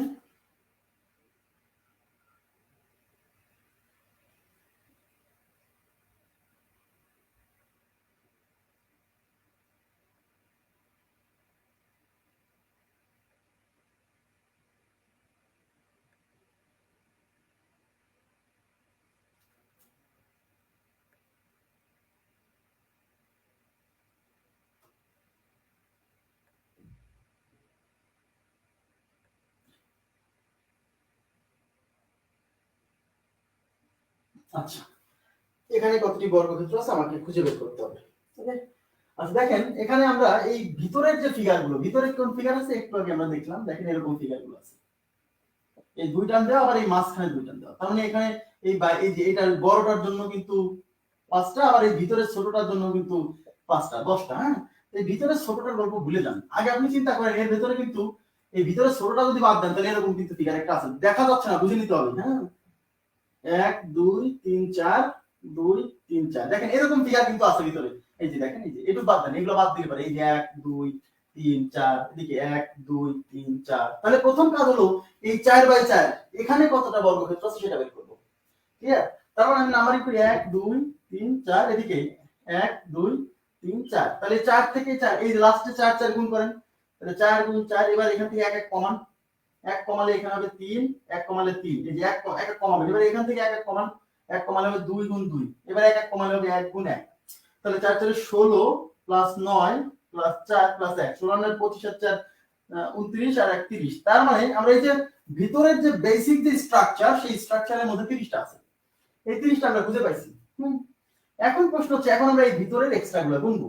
ওকে, এখন এগুলো কিন্তু গোনা হয়ে গেছে, এখন শুধু ভিতরের এই যে 5টা, এখানে 5টা আছে, অবশ্যই এখানে 5টা আছে, 5টা না, 1 2 3 4, আর এই বড়টা 5টা, এই বড়টা তো গোনা হয়নি, এই বড়টা কি কোথাও গোনা হয়েছে? গোনা হয়নি, তার মানে এই 5টা কিন্তু আমার এক্সট্রা আছে, তাহলে এক্সট্রা এইখানে আছে 5টা, এখানেও 5টা, 1 2 3 4, আর এই বড়টা 5টা, তাহলে এখানেও 5টা, 1 2 3 4, আর এই যে বড়টা, এই বড়টা কিন্তু গোনা হয়নি, তাহলে এখানে 5টা, এখানেও কিন্তু 5টা এক্সট্রা, 1 2 3 4, আর বড়টা 5টা, তাহলে এই 5 5 10 আর 5 15 5 20, তার মানে এই এক্সট্রা 20টা আমাকে কি করতে হবে? যোগ, তাহলে 30 আর 20 50টা, তাহলে টোটাল বর্গক্ষেত্র আছে 50টি। আশা করি বুঝতে পারছেন সবাই। হ্যাঁ, ওকে, এখন পরীক্ষায় আসা একটা প্রশ্ন দিব, ঠিক আছে, পরীক্ষায় আসছে, এটিএম মেথডে মুখস্থ রাখবেন, আমি বোঝাই দিব, কোনো সমস্যা নাই, কিন্তু পরীক্ষা একাধিকবার আসছে, 3বার আসছে, বিসিএস লিখিত এবং প্রিলিমিনারি মোট 3বার আসছে। হ্যাঁ, 9টা 30-এ ক্লাস হবে, 9টা 30-এ ক্লাস হবে, জি হবে, জি ভাইয়া হবে। আসলে আমিও একটু ক্লান্ত হয়ে গেছি, আমার আসলে প্রতিদিন যখন 3টা ক্লাস থাকছে সেদিন মানে দিনভর বসে থাকতে হচ্ছে টেবিলে, আমি খুব ক্লান্ত, আমি ভেরি টায়ার্ড। 15 তারিখ পর্যন্ত গেলে পরে আমি আসলে গোছাই নিতে পারছি সবকিছু, আমি আপনাদেরকে এর মধ্যে একটা মোটামুটি সুন্দরভাবে যেহেতু গোছাই নিতে পারি, যাতে আপনারাও একটু ভালো প্রিপারেশন নিতে পারেন। আমিও যেহেতু 43তম ক্যান্ডিডেট, আমাকেও তো 10-12 দিন অন্তত পড়তে হবে। হ্যাঁ, 10-12টা দিন এবার অন্তত পড়বো চিন্তা করছি, পাশ করি পিডি, পাশ করি না করি সেটা পরের বিষয়, কিন্তু অন্তত চেষ্টা তো করতে হবে, কারণ আমি পড়ি না 1 বছরের বেশি, আমি কিছুই পড়ি না। সুতরাং এখন যদি একদমই না পড়ি তাহলে এবার নিশ্চিত 43 ফেল, ফেল হতেই পারে, অস্বাভাবিক কিছু না, কিন্তু আমাকে তো, আমিও নিজের জন্য 10-12 দিন একটু টাইম দিতে চাই, তো আপনাদেরকে সুন্দর করে গোছগাছ করে দিয়ে আমিও একটু চেষ্টা করবো। হ্যাঁ, জি, ওকে। আচ্ছা, এবার দেখেন,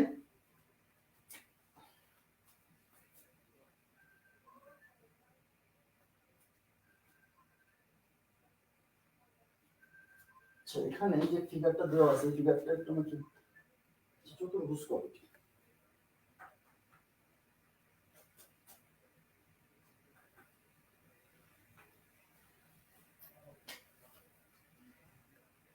চতুর্ভুজ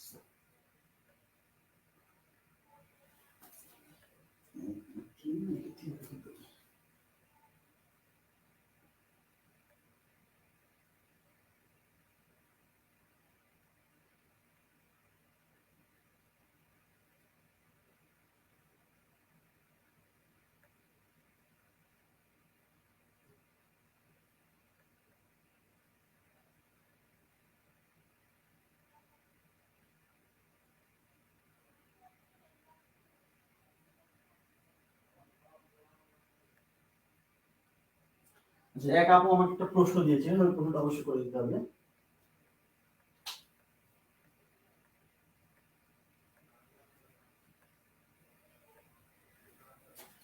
একটা আপু একটা প্রশ্ন দিয়েছেন, ওটা আমি সলভ করে দিব, আমার ঠিক মনে ছিল না। আচ্ছা আমি দিচ্ছি করে। আচ্ছা, এই প্রশ্নটা 3বার পরীক্ষাতে আসছে, বিসিএস পরীক্ষাতে এই প্রশ্নটা 3বার আসছে। আপনারা বলবেন কয়টা আছে, কয়টা আছে?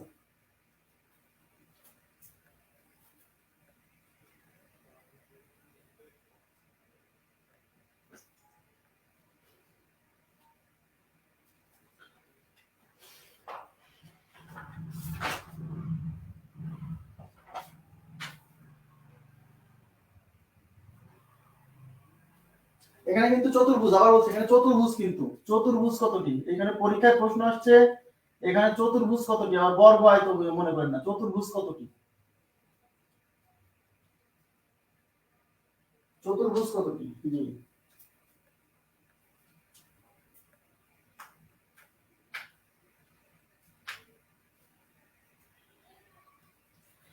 রিটেন এবং প্রিলিমিনারি 3বার পরীক্ষা আসছে এই প্রশ্নটা, 3বার দেখবেন, বিগত সালের প্রশ্ন খুললেই পাবেন 3বার। এটিএম মেথডে মুখস্থ রাখবেন, হ্যাঁ মুখস্থ রাখবেন। আমি করে দিচ্ছি, আমি সলভ করে দিচ্ছি। আচ্ছা, অনেকে মাথা নষ্ট হয়ে গেছে যে আসলে কিভাবে করবো, চতুর্ভুজ গুণটাই কিভাবে। দেখেন আসলে সমস্যা হচ্ছে এখানে এইটার মধ্যে এইটা ওভারল্যাপিং করে গেছে বলে এই ঝামেলাটা মনে হচ্ছে, তাই না? আচ্ছা, এবার দেখেন এটা একটা শহীদ মিনারের মতো, বুঝছেন? ওই এটা একটা শহীদ মিনারের মতো। তো এখানে কতটা আছে আমরা একটু হিসাব করি। প্রথমে যে কাজটা করব সেটা হচ্ছে আমি এই লম্বা যেটা দেখেন, যেহেতু একটা একটার সাথে মিল নাই, মানে পুরো কমপ্লিট ফিগার না, তাহলে আমাকে শোনেন, এটাকে এরকম সুন্দর করে কমপ্লিট একটা ফিগার, এরকম কমপ্লিট যদি ফিগার হতো তাহলে কোনো ব্যাপারই ছিল না, এটা কোনো কমপ্লিট ফিগার না। যেহেতু এটা কোনো কমপ্লিট ফিগার না, তাহলে আমরা যে কাজটা করব সেটা হচ্ছে, মনোযোগ দেন, প্রথমে আমরা এই লম্বা জায়গাতে কয়টা আছে বের করব। তাহলে এরকম লম্বা এরকম থাকলে আমরা কি করতাম, এরকম থাকলে 1 2 3 নাম্বারই করতাম না, 1 2 3 4 5 এই যেগুলো নাম্বারই করলাম। এবার আর চতুর্ভুজ গণনার ক্ষেত্রে কি করতাম, এগুলো গুণ করতাম, সরি যোগ করতাম। 4 আর 5 9 আর 3 12 আর 2 14 আর 15, তাহলে এগুলো সব যোগ করলে কতটি হচ্ছে? 15টি। তার মানে আমার কথা কি বুঝছেন, আমরা 15টি পেয়ে গেছি, 15টি চতুর্ভুজ এখানে পাইছি, কোনো ব্যাপার না। এই লম্বা জায়গাতে 15টি চতুর্ভুজ আমরা পাইছি, ক্লিয়ার? এখন দেখেন এর মধ্যে এই যে এইটা কিন্তু আমাদের একটা কমপ্লিট ফিগার, এই যে এই অংশটা, এই যে এই অংশটা, এই যে এইটুকু বুঝেন, এইটুকু কিন্তু একটা কমপ্লিট ফিগার। দেখেন এরকম একটা কমপ্লিট ফিগার না, ওই ভিতরের টুক, ভিতরের টুক, এটা একটা কমপ্লিট ফিগার না? তাহলে এই অংশটা যেহেতু কমপ্লিট ফিগার, তাহলে এখানে আমরা কি করি, কমপ্লিট ফিগারে কি করি, 1 2 1 2 3, মনে আছে? কমপ্লিট ফিগারে কি করি, এদিকে নাম্বারিং করি, এদিকে নাম্বারিং করি, এবার এদিকে যোগ করি 2 1 3, এদিকে যোগ করি 3 2 5 আর 1 6। তাহলে এই 6 আর 3 গুণ করি, 3 গুণ 6 কত হয়? 18। তাহলে আমার কথা কি বুঝছেন, এই যে এইটুকের মধ্যে চতুর্ভুজ আছে 18টি, এই যে এইটুকের মধ্যে 18টি, বোঝা গেছে? তাহলে এর মধ্যে আছে 18টি। এবার তাকান, এর মধ্যে যে 18টা আছে, এই 18টার মধ্যে কিছু জিনিস আমি এই 15টার মধ্যে আগে গুনে ফেলছি। এখন বলতে পারেন কোনগুলা গুনছি? যখন আপনি এইগুলা গুনছেন, তখন এই যে এই অংশের মধ্যে যেটুকু আছে, এইটুকের মধ্যে যে কয়টা চতুর্ভুজ তৈরি করা সম্ভব, সেই চতুর্ভুজগুলো আবার এই টোটালটার মধ্যেও কিন্তু কাউন্ট হয়েছে 18টার মধ্যে, বোঝা গেছে সেটা? জি। তার মানে এইটুকের মধ্যে যে চতুর্ভুজ আছে, সেই চতুর্ভুজগুলো কিন্তু এই 18টার মধ্যে কাউন্ট হয়েছে। তাহলে এর মধ্যে কয়টা চতুর্ভুজ সম্ভব? এই যে কি, এই যে এইটুকের মধ্যে, এইটুকের মধ্যে কয়টা চতুর্ভুজ সম্ভব? তাহলে এইটুকে নাম্বারিং করেন 1 2 3, এই এই ওই তিনটাকে শুধু একটা কলাম মনে করেন, এই যে। তো এখানে কয়টা চতুর্ভুজ? 1 2 3, 3 2 5 আর 1 6, তার মানে কয়টা? 6টা। সোজা থাকলে পরে যোগ করে যা হবে তাই, মনে আছে তো? তবে এইটুকের মধ্যে 6টা আছে, এই 6টা আমি এই 15টার মধ্যেও গুনছি, মানে এই লম্বা জায়গার মধ্যে গুনছি, আবার এই 6টা আমি এই এই যে এইটার মধ্যেও গুনছি, মানে এই 18টার মধ্যে গুনছি। তাহলে এই 18টা থেকে ওই 6টা বাদ দিলে কয়টা হচ্ছে? 12টা। তার মানে এই জায়গার মধ্যে আসলে চতুর্ভুজ আছে 12টা, এইখানে 6টা বাদ দিলে, তাহলে এই 12টা এখন অ্যাড করেন। আরো কিছু আছে, সেটা হচ্ছে এই লম্বা দাগটা এখনো গোনা হয়নি, এই যে লম্বা দাগটা। এইবার এই লম্বা দাগটা দাগ করেন, নাম্বারিং করেন 1 2 3, লম্বা দাগটা। তাহলে এই লম্বা দাগের মধ্যে কয়টা আছে? 1 2 3 আর 3 6টা, এর মধ্যে 6টা আছে। দেখেন এই লম্বা দাগের মধ্যে 6টা আছে। এই 6টার মধ্যে এই যে এই জায়গার মধ্যে কিছু চতুর্ভুজ আছে যা আমার গোনা হয়ে গেছে, কোথায়? এই যে এর মধ্যে গোনা হয়ে গেছে, ঠিক আছে না? তাহলে গোনা হয়ে গেছে, তার মানে এই জায়গাতে যে কয়টা চতুর্ভুজ সম্ভব সেইটুকু আমার এই 6টা থেকে বাদ দিতে হবে, কারণ এর মধ্যে মোট 6টা আছে, বোঝা গেছে? তাহলে এখানে কয়টা চতুর্ভুজ আছে? দেখেন এখানে কয়টা চতুর্ভুজ সম্ভব, দেখেন এরকম, এই যে 1 2, তার মানে এখানে কয়টা? 1 আর 2 যোগ করলে কয়টা? 3টা। তার মানে এখানে 3টা চতুর্ভুজ সম্ভব। কোনটা কোনটা? এটা এটা আর এই টোটালটা। দেখেন এইটা এটা আর এই যে বড়টা, এইটুকু গুণা হয়ে গেছে। তার মানে 3টা গুণা হয়ে গেছে। এই লম্বা জায়গার মধ্যে 6টা আছে, সেখান থেকে এইখানে যে 3টা গুণা হয়ে গেছে বাদ দেন। তাহলে কয়টা? 3টা। এই 3টা এখন অ্যাড করেন। শেষ আর নেই। তাহলে 15 বার 27 আর 3 হচ্ছে 30টা। তার মানে এই যে শহীদ মিনারে আছে কয়টা ত্রিভুজ? সরি, চতুর্ভুজ কয়টা আছে? 30টা। মুখস্থ রাখবেন। পরীক্ষা অনেকবার আসছে, বলা যায় না, এটাই দিয়ে দিতে পারেন। হ্যাঁ, তাহলে কতটা? 30টা। এখন অনেকে বলে যে ভাই এটা কিভাবে 30টা? এই জন্য আমাকে এটা দেখাতে হচ্ছে। এইদিকে যোগ করছি 15টা, এই যে এই মাঝখানের জায়গাতে 18টা, কিন্তু এই 18টার মধ্যে এখানে 6টা আছে, যা এই 15টার মধ্যে কাউন্ট হয়ে গেছে, বাদ দিছি, তাহলে 12টা। এবার এই লম্বা লাইনে 6টা, তার মধ্যে এই জায়গাতে যে 3টা আছে সেটা কাউন্ট হয়ে গেছে, এই জন্য এখান থেকে বাদ দিছি 3টা, যোগ করছি 30টা। কোথায় বুঝেননি বলেন? কোথায় বুঝেননি? এখানে যোগ করছি 15টা, এটা তো বুঝছেন। এখানে যোগ করলে ভাই রে, এখানে যোগে আমার কথা বোঝেননি। আমি একটু কি শিখলাম, এরকম লম্বা লাইন থেকে যোগ করলে চতুর্ভুজ পাবে না? 15টা, এখানে 15টা। এবার এই যে এই জায়গাটা আমি হিসাব করছি, আপনি হিসাব করবেন, দেখবেন এই জায়গাটা আসবে 18টা। কিন্তু এই 18টার মধ্যে এই অংশের মধ্যে যে চতুর্ভুজ আছে সেটাই এই 15টার মধ্যে গুণা হয়ে গেছে, তাহলে আবার এই 18টার মধ্যে যদি নেন তাহলে ডাবল গুণা হলো। তাহলে 18টা থেকে এখানে যে 6টা আছে বাদ দিতে হবে, তাহলে 18 থেকে 6টা বাদ দিলে 12টা। তার মানে এখানে অ্যাকচুয়ালি 12টা এক্সট্রা চতুর্ভুজ আছে, বাদ যোগ করছি। এবার এই লম্বা লাইনে মোট চতুর্ভুজ আছে 6টা, তার মধ্যে এই জায়গার মধ্যেও তো কিছু চতুর্ভুজ আছে যেগুলো কাউন্ট হয়ে গেছে। এই জায়গার মধ্যে আছে 3টা, তাহলে 6টা থেকে 3টা বাদ দেন, তাহলে থাকলো 3টা। ওকে,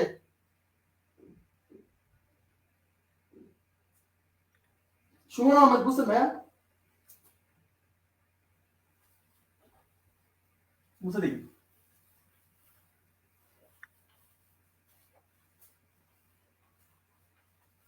আচ্ছা, এবার আপনার এখানে সমস্যা হতে পারে, আমার এখানে তো ঠিক আছে মনে হচ্ছে। আচ্ছা, এবার আমাকে একজন একটা প্রশ্ন দিয়েছিলেন যে কোথাও নাকি উনি এই প্রশ্নটা পাইছেন, আপনারা একটু লিখে নিন। হ্যাঁ, 1 2 3 4 4টা করে। Okay, thank you very much. Suman ভাইয়া বলেছেন ক্লিয়ার। একবার না বুঝলে দেখুন আরেকবার, তাহলে বুঝবেন কাজ হচ্ছে না কেন।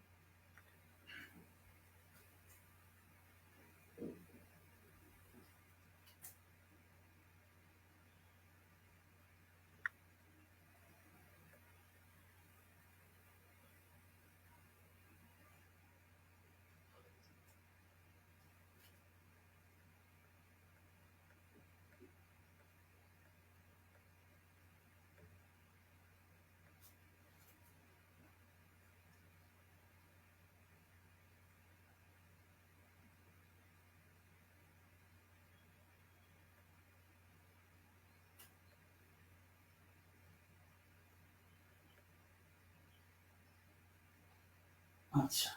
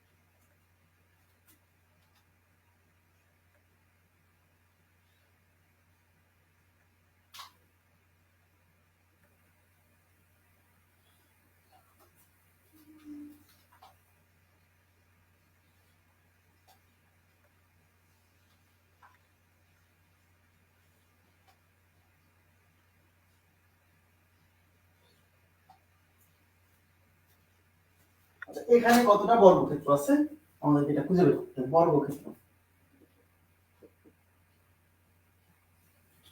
আচ্ছা, তো বর্গক্ষেত্র কতটা আছে এটা যদি আমরা খুঁজে বের করতে চাই তাহলে আমাদের প্রথমে যে কাজটা করতে হবে সেটা হলো আপনি এই যে ভিতরে যে দাগগুলো দেওয়া না এগুলো ভুলে যান, এই ভিতরে দাগগুলো ভুলে যান ভাইয়া প্লিজ, এই ভিতরে যে দাগগুলো দেওয়া আছে ভুলে যান।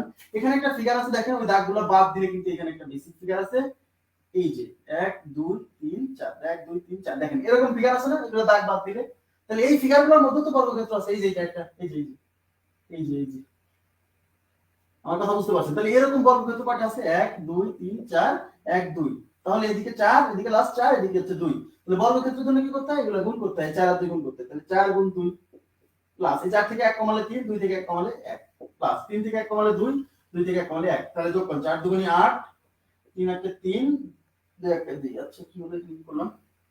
আচ্ছা এটা হবে না, হ্যাঁ এটা হবে না, কারণ কি 3 তো আমার একটা এক জায়গা চলেই আসছে, তাহলে আর কোনো সুযোগ নেই। 4 দুগুণে 8, 3 হচ্ছে 3, তাহলে কত? 11টা। তার মানে এরকম 11টা আছে, সাধারণ 11টা, মানে সোজা কথা এই এই এই দাগগুলো না এদের ভেতরে যে স্ট্রাকচার সেখানে 11টা আছে। আচ্ছা সেখানে 11টা আছে, বোঝা গেছে সেটা? সেখানে 11টা আছে, এখন আমাকে খুঁজে খুঁজে দেখেন এই যে ছোট ছোট এই যে দাগগুলো দেওয়া আছে দেখেন, এই যে একটা, এই যে একটা 12, এই তারপর একটা 13, তারপরে এই যে একটা 14, তারপরে এই যে একটা 15, তারপরে এই যে একটা 16, তারপরে এই যে একটা 17, তারপরে এই যে একটা 18, তারপরে এই যে একটা 19, তারপরে এই যে একটা 20, তারপরে এই যে একটা 21 গেল। এইবার দেখেন মাঝখানে বড় বড় তিনটা আছে, 21 আর এই যে একটা 22, ঠিক আছে? তারপর হচ্ছে এই দেখেন এই যে একটা 23, তারপরে এই যে একটা 24, তার মানে এখানে টোটাল 24টা আছে। জি, তারপরে টোটাল হচ্ছে 24টা। আশা করি বুঝতে পারছেন। 24টা। এক আপু এই প্রশ্নটা দিয়েছিলেন যে ভাই এটা সলভ করে দিন। ইনশাআল্লাহ ক্লাসে সলভ করে দিলাম। আচ্ছা, এবার আমরা আরো কিছু টাইপের প্রশ্ন আছে সলভ করব। মুছে দিচ্ছি এগুলো, হ্যাঁ? ওকে।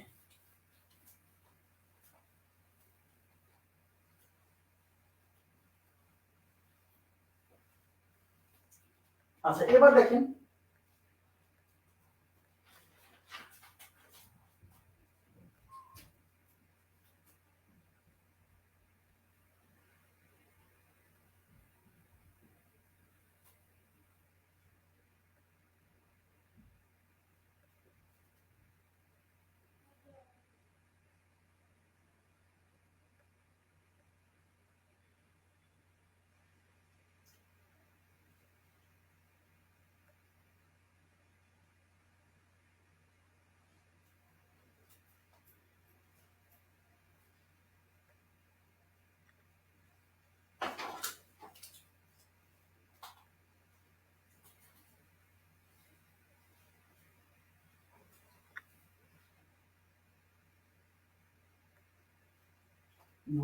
আমার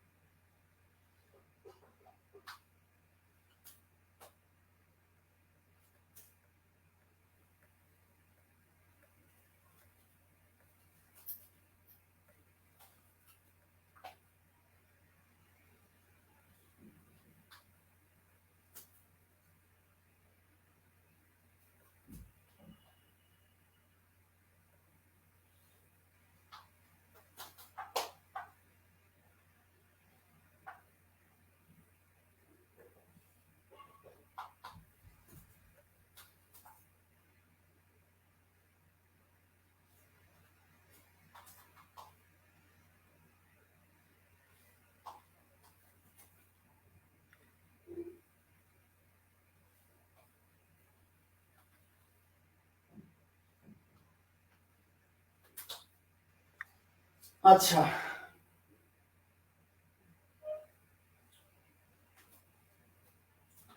আচ্ছা, এই চিত্রটি প্রস্তুত করতে, এই চিত্রটি অঙ্কন করতে মোট কতটি সরল রেখা টানতে হবে, এই হচ্ছে প্রশ্ন। এই ধরনের প্রশ্ন পরীক্ষাতে আসছে দেখছি। হ্যাঁ, আচ্ছা, বলছে এই চিত্রটি প্রস্তুত করতে, এই চিত্রটি অঙ্কন করতে কতটি সরল রেখা প্রয়োজন। অপশন দিচ্ছি। অপশন হচ্ছে 15, 21, 15, 21, 11, 13। আচ্ছা, এই চিত্রটা অঙ্কন করতে মোট কতটা সরল রেখা লাগবে। এখন প্রশ্ন হচ্ছে এই চিত্রটা প্রস্তুত করতে মোট কতটা সরল রেখা লাগবে, এটা যদি আমরা করতে চাই তাহলে কিভাবে সলভ করবো। দেখে আমার মাথা নষ্ট হয়ে যাচ্ছে, অনেকের চিন্তা করতেছে এটা কেমনে কি করবো। এগুলো সলভ করার সবচেয়ে সহজ ওয়ে আমি বলছি আপনাকে, সেটা হচ্ছে আপনি যে কোনো একটা সরল রেখা ধরবেন, এদিকে তাকান প্লিজ। যে কোনো একটা সরল রেখা ধরবেন, সেটা যে কোনো একটা হতে পারে। হ্যাঁ, যে কোনো একটা সরল রেখা ধরে ওই সরল রেখার সমান্তরাল কয়টা আছে সেটা গুলে ফেলবেন, শেষ। তাহলে ধরেন এইটাকে আপনি ধরলেন, এই সরল রেখাকে ধরলেন, এইটা এবি রেখাকে ধরলেন। এবার দেখবেন এবি রেখার সমান্তরাল কয়টা আছে সেটা গুনবেন। তাহলে এবি রেখার সমান্তরাল এই একটা, এই একটা, এই একটা, তার মানে এবি রেখা, এই এবি রেখা একটা, এই সমান্তরালে কয়টা হয়েছে, দুইটা। তাহলে এবি রেখার সমান্তরাল, এই রেখার সমান্তরাল দেখেন, এই যে এটা 1 নাম্বার রেখা দিলাম, এটা সমান্তরালে কয়টা আছে, একটা, দুইটা, তিনটা, তার মানে আমি 1 নাম্বার রেখার সমান্তরালে তিনটা পাইলাম। এবার আমরা কি করব, এবার আমরা এই রেখার সমান্তরালে আসবো। দেখেন এই রেখার সমান্তরালে কয়টা আছে, এই রেখার সমান্তরালে এই যে বড় একটা, এই টোটালটা কিন্তু একটা রেখা। আবার মনে করেন এইটুকু একটু, এইটুকু একটু, এইটুকু একটু, এরকম না, এই একটা, তাহলে এটা সমান্তরাল আছে এই একটা, এই একটা, আবার এই একটা, তাহলে এইটা একটা, তাহলে একটা, দুইটা, তিনটা, চারটা, তাহলে এর সাথে চারটা যোগ করেন। Okay fine. এবার এটা সমান্তরাল গেল, এবার এটা সমান্তরাল করেন, এইটা একটা, এইটা একটা, এইটা একটা, এইটা একটা, তাহলে 1 2 3 4টা, তাহলে চারটা যোগ করেন। আরো আছে, কোনটা, এই যে দেখেন এই একটা, এই একটা, বোঝা গেছে। তাহলে এই একটা আর এই একটা, এটা কিন্তু যোগ করা হয়নি, তাহলে এই দুইটা, তাহলে কতটা হলো, আর নেই কিন্তু, আর কোনটা নেই, দেখেন সবগুলো। এটা সমান্তরাল গুণা হয়েছে, এটা সমান্তরাল গুণা হয়েছে, এটা সমান্তরাল গুণা হয়েছে, আবার এটা সমান্তরাল গুণা হয়েছে, তাহলে 8 আর 3 11 আর 2 13, তার মানে টোটাল আছে 13টা। তাহলে টোটাল কত, 13টা সরল রেখা লাগবে, বোঝা গেছে বিষয়টা। তাহলে এই ধরনের প্রশ্ন সলভ করার জন্য আপনাকে যেটা করতে হবে সেটা হলো যে কোনো একটা সরল রেখাকে ধরবেন আর ওই রেখার সমান্তরাল যে কয়টা আছে সবগুলো গুণে ফেলবেন, শেষ। তারপর অন্য একটা ধরেন যেটা এটা সমান্তরাল না, ঠিক আছে, অন্য একটা ধরবেন সেটা সমান্তরাল যে কয়টা আছে গুণে ফেলবেন, এই। ওকে, আচ্ছা, এবার পরবর্তী আরেকটা দিচ্ছি আপনাদেরকে।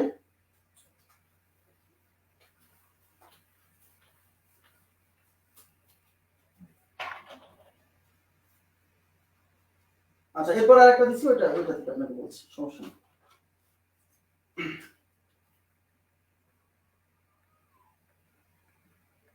ক্লাসে একটু মনোযোগ দিবেন, সবসময় একটু মনোযোগ দিয়ে রাখলে পরে এগুলো আপনার প্রবলেম হবে না। যখন আপনি একটু অমনোযোগী হবেন দেখবেন যে ভুলে যাচ্ছেন, আর ক্যাচ আপ করতে পারছেন না।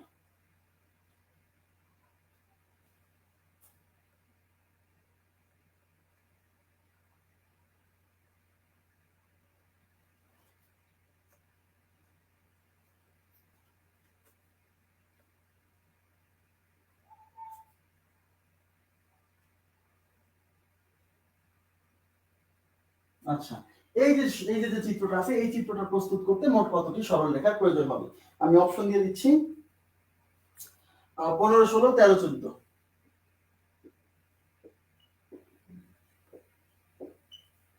আচ্ছা, এই চিত্রটা প্রস্তুত করতে কয়টা সরল রেখা লাগবে। আমি কি বলছিলাম যে কোনো একটা সরল রেখা ধরবেন আর ওই সরল রেখার সমান্তরালে কয়টা আছে সেগুলো গুণে ফেলবেন, এটাই কাজ। তাহলে এই একটা সরল রেখা এবং এই সরল রেখার সমান্তরালে কয়টা আছে বলেন। তাহলে এই একটা সরল রেখা, এর সমান্তরাল আছে, দেখেন এর সমান্তরাল আছে এই যে একটা, এই যে বড় একটা, এই যে একটা, এই যে একটা, আবার এই পাশে একটা, দেখেন। তাহলে এইটা সহ এইটার সমান্তরালে কয়টা আছে, একটা, দুইটা, তিনটা, চারটা, পাঁচটা, ছয়টা, বোঝা গেছে। তার মানে এইটার সমান্তরালে হয়ে গেল 6টা, শেষ। তাহলে এই দিকে কিন্তু শেষ।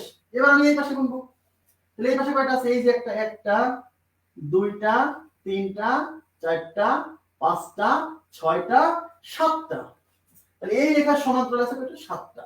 তাহলে এই রেখার সমান্তরাল আছে 7টা, আর কিন্তু কোন রেখার সমান্তরালে কোনো সরল রেখা নেই। তাহলে এই 6 প্লাস 7 13টি। খুবই সহজ, এই ধরনের প্রশ্ন খুবই সহজ। হ্যাঁ, আপনাকে শুধু কি করতে হবে, যে কোনো একটা রেখা ধরবেন আর ওই রেখার সমান্তরালে কয়টা আছে বলে ফেলবেন। এবার ওইটা শেষ, তাহলে অন্য একটা ধরবেন, সেই রেখার সমান্তরালে কয়টা আছে বলে ফেলবেন। ক্লিয়ার সেটা, আশা করি বুঝছেন। এবার আমি অন্য প্রশ্নে যাচ্ছি।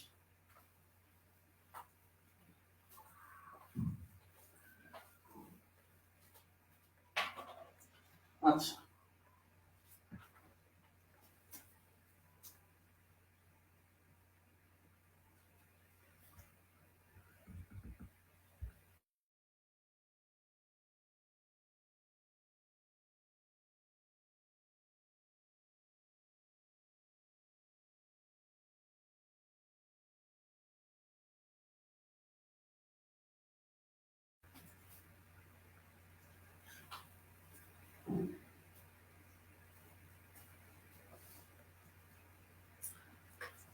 আচ্ছা এবার হচ্ছে এই চিত্রটা প্রস্তুত করতে আমাদের কতটা সরলরেখার প্রয়োজন। আচ্ছা তাহলে বিষয়টা সিম্পল। প্রথমে আমরা কি করব, কোন একটা রেখার সমান্তরাল সরলরেখাগুলো চিন্তা করব। তাহলে এই রেখাটা ধরেন এই যে এইটা, এই রেখার কিন্তু সমান্তরালে কেউ নাই, সুতরাং এই রেখাকে আমি একটা ধরতে হবে, যেহেতু এই রেখার সমান্তরালে কিছু পাইলাম না। এবার এই রেখার সমান্তরাল ধরেন, এই রেখার সমান্তরালে পাওয়া যাচ্ছে একটা, দুইটা, তিনটা, তাহলে তিনটা পাইলাম, শেষ। এবার আমি এই রেখার সমান্তরালে কিছু আছে নাই, এই রেখার সমান্তরালে কিন্তু কিছু নাই, এগুলা এটার সাথে থেকে যেটা সমান্তরাল না, তাহলে এটা একটা আলাদা করে নিয়ে নিলাম। এবার এই রেখার সমান্তরালে কি কেউ কিছু আছে, এই দেখেন এই একটা, এই রেখার সমান্তরালে এই একটা, তাহলে এই রেখার সমান্তরালে এইটা একটা আর এই একটা, তার মানে কত, দুইটা, তাহলে যোগ করেন 1 আর 3 4 আর 5 আর 2 7, তার মানে টোটাল 7টা। বুঝা গেছে বিষয়টা? একদম সিম্পল, একদম সিম্পল। এই টাইপের প্রশ্ন পরীক্ষাতে আসলে আপনি শুধু আন্দাজে গুনতে জানেন না, আন্দাজে গুনতে গেলে কিন্তু আপনি পরীক্ষা হলে শেষ করতে পারবেন না গুনে। হয়তো এটা পারবেন, কিন্তু আগে যে দুইটা ফিগার দেখলাম আন্দাজে গুনতে গেলে কিন্তু শেষ। যে কোনো একটা ধরবেন, সেটার প্যারালাল যে কটা আছে গুনবেন, আর একটা ধরবেন সেটার প্যারালাল আছে যে কটা সেটা গুনবেন, তারপর যোগ করে দিবেন। আচ্ছা এবার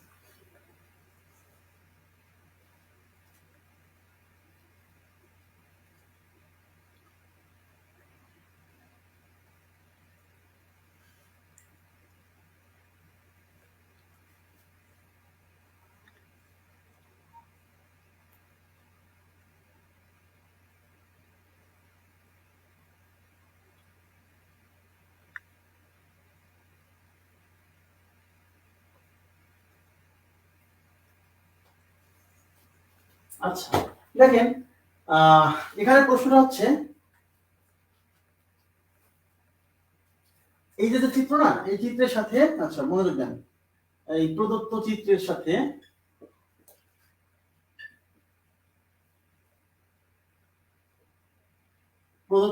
সাথে আরো কতগুলো বর্গ যোগ করলে,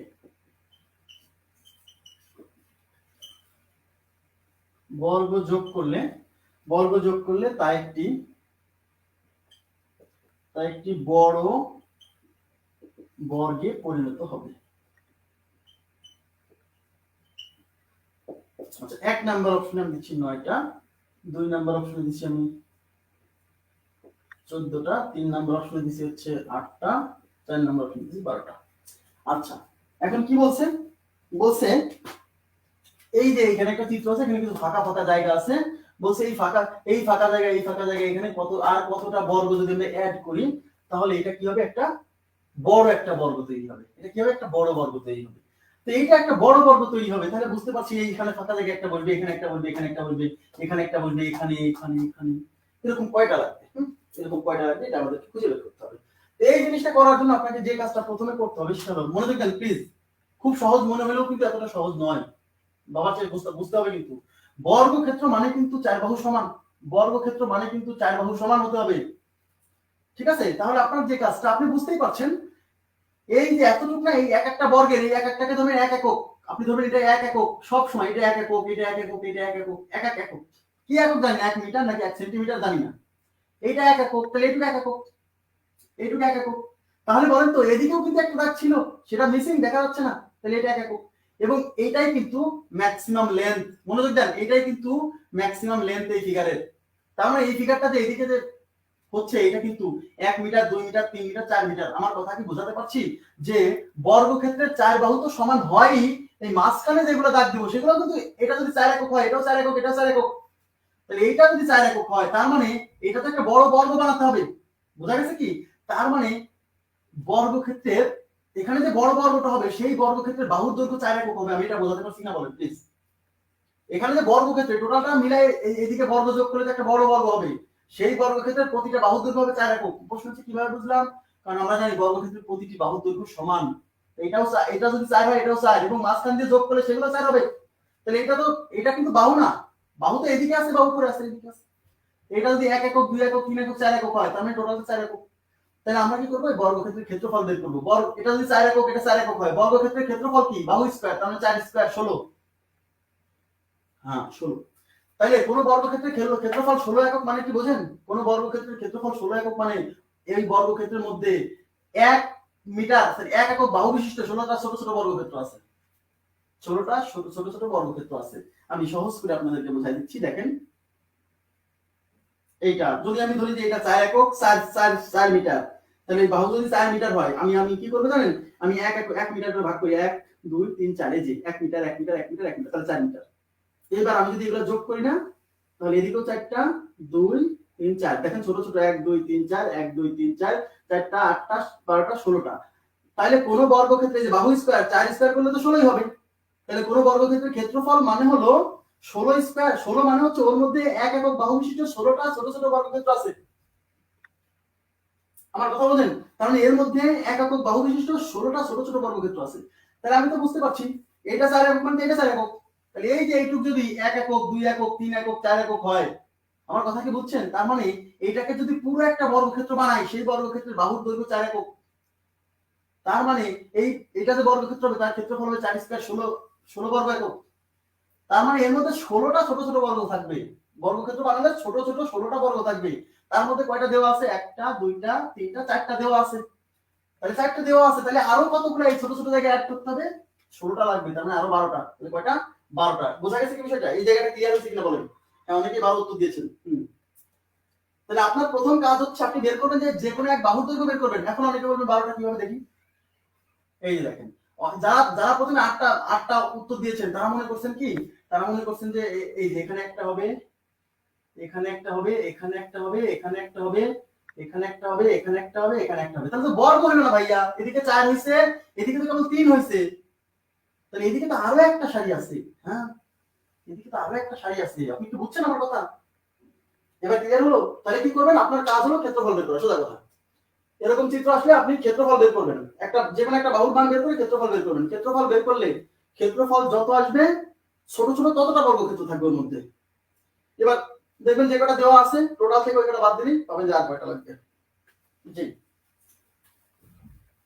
তাহলে কোন বর্গক্ষেত্রের ক্ষেত্রফল মানে হলো ওর মধ্যে অতটা 1 একক বাহু বিশিষ্ট অতটা ছোট ছোট বর্গক্ষেত্র আছে। জি, বোঝা গেছে?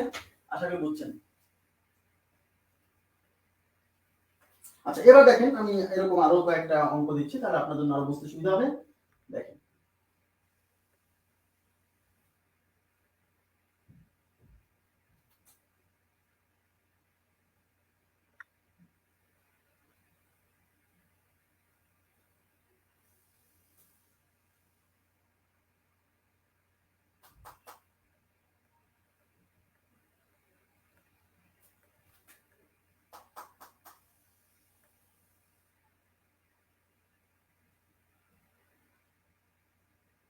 আচ্ছা ওই একই প্রশ্ন, হ্যাঁ ওই একই প্রশ্ন আপনাকে যে কাজটা করতে হবে সেটা হলো যে এখানে আর কতগুলো ছোট ছোট বর্গক্ষেত্র অ্যাড করলে এটা কি হবে?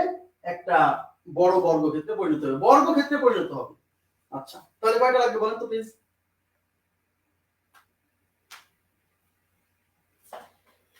কয়টা লাগবে বলবেন? এখানে আর ছোট ছোট কতটা বর্গক্ষেত্র অ্যাড করলে টোটালটা কি হবে? একটা বর্গ হবে। টোটালটাকে একটা বর্গ বানাতে হবে, এটা তো আপনি মাথায় রাখতে হবে। আপনি খালি এখানে একটা লাগাই দিলেন আর বর্গ হয়ে গেল। এখানে একটা লাগালে তো আয়ত হবে, বর্গ হবে না।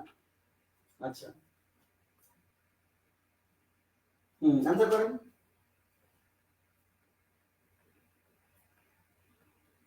আচ্ছা,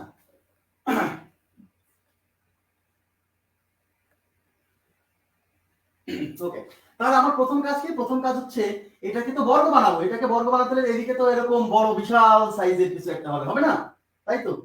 এখন প্রশ্ন হচ্ছে আমার এই বর্গের তো একটা একটা একটা বাহু কত বের করবো? একটা বাহু কত একক? এই যে 1 একক, 2, 3, 4, 5, 6। তাহলে আমরা বুঝতে পারলাম এটাই তো সর্ববৃহৎ বাহু। তার মানে এই এখানে যে বর্গক্ষেত্র বানাবো তার বাহু হবে 6 একক, সোজা কথা। এটা বুঝছেন কিনা?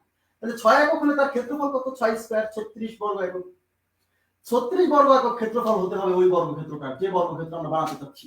তাহলে 36 বর্গ একক ক্ষেত্রফল হতে হলে অবশ্যই আমাকে 36টা এই 36 বর্গ একক ক্ষেত্রফল মানে এরকম ছোট ছোট 36টা গোপ আছে মধ্যে থাকতে হবে। তার মধ্যে কয়টা আছে দেওয়া? 1 2 3 4 5 6 7 8 9 10 11টা 11টা দেওয়া আছে। তাহলে আরো কতগুলো এখানে অ্যাড করতে হবে? এই 36 - 11 = 25। তার মানে আরো 25টা ছোট ছোট বর্গ অ্যাড করতে হবে। আশা করি বুঝতে পারবেন। Very simple. খালি আপনি কি করবেন? একটা বাহুর মান বের করতে পারলে হইছে। একটা বাহুর মান বের করলে ক্ষেত্রফল বের করেন, ক্ষেত্রফল বের করে তারপরে করে দিবেন। হ্যাঁ, আচ্ছা।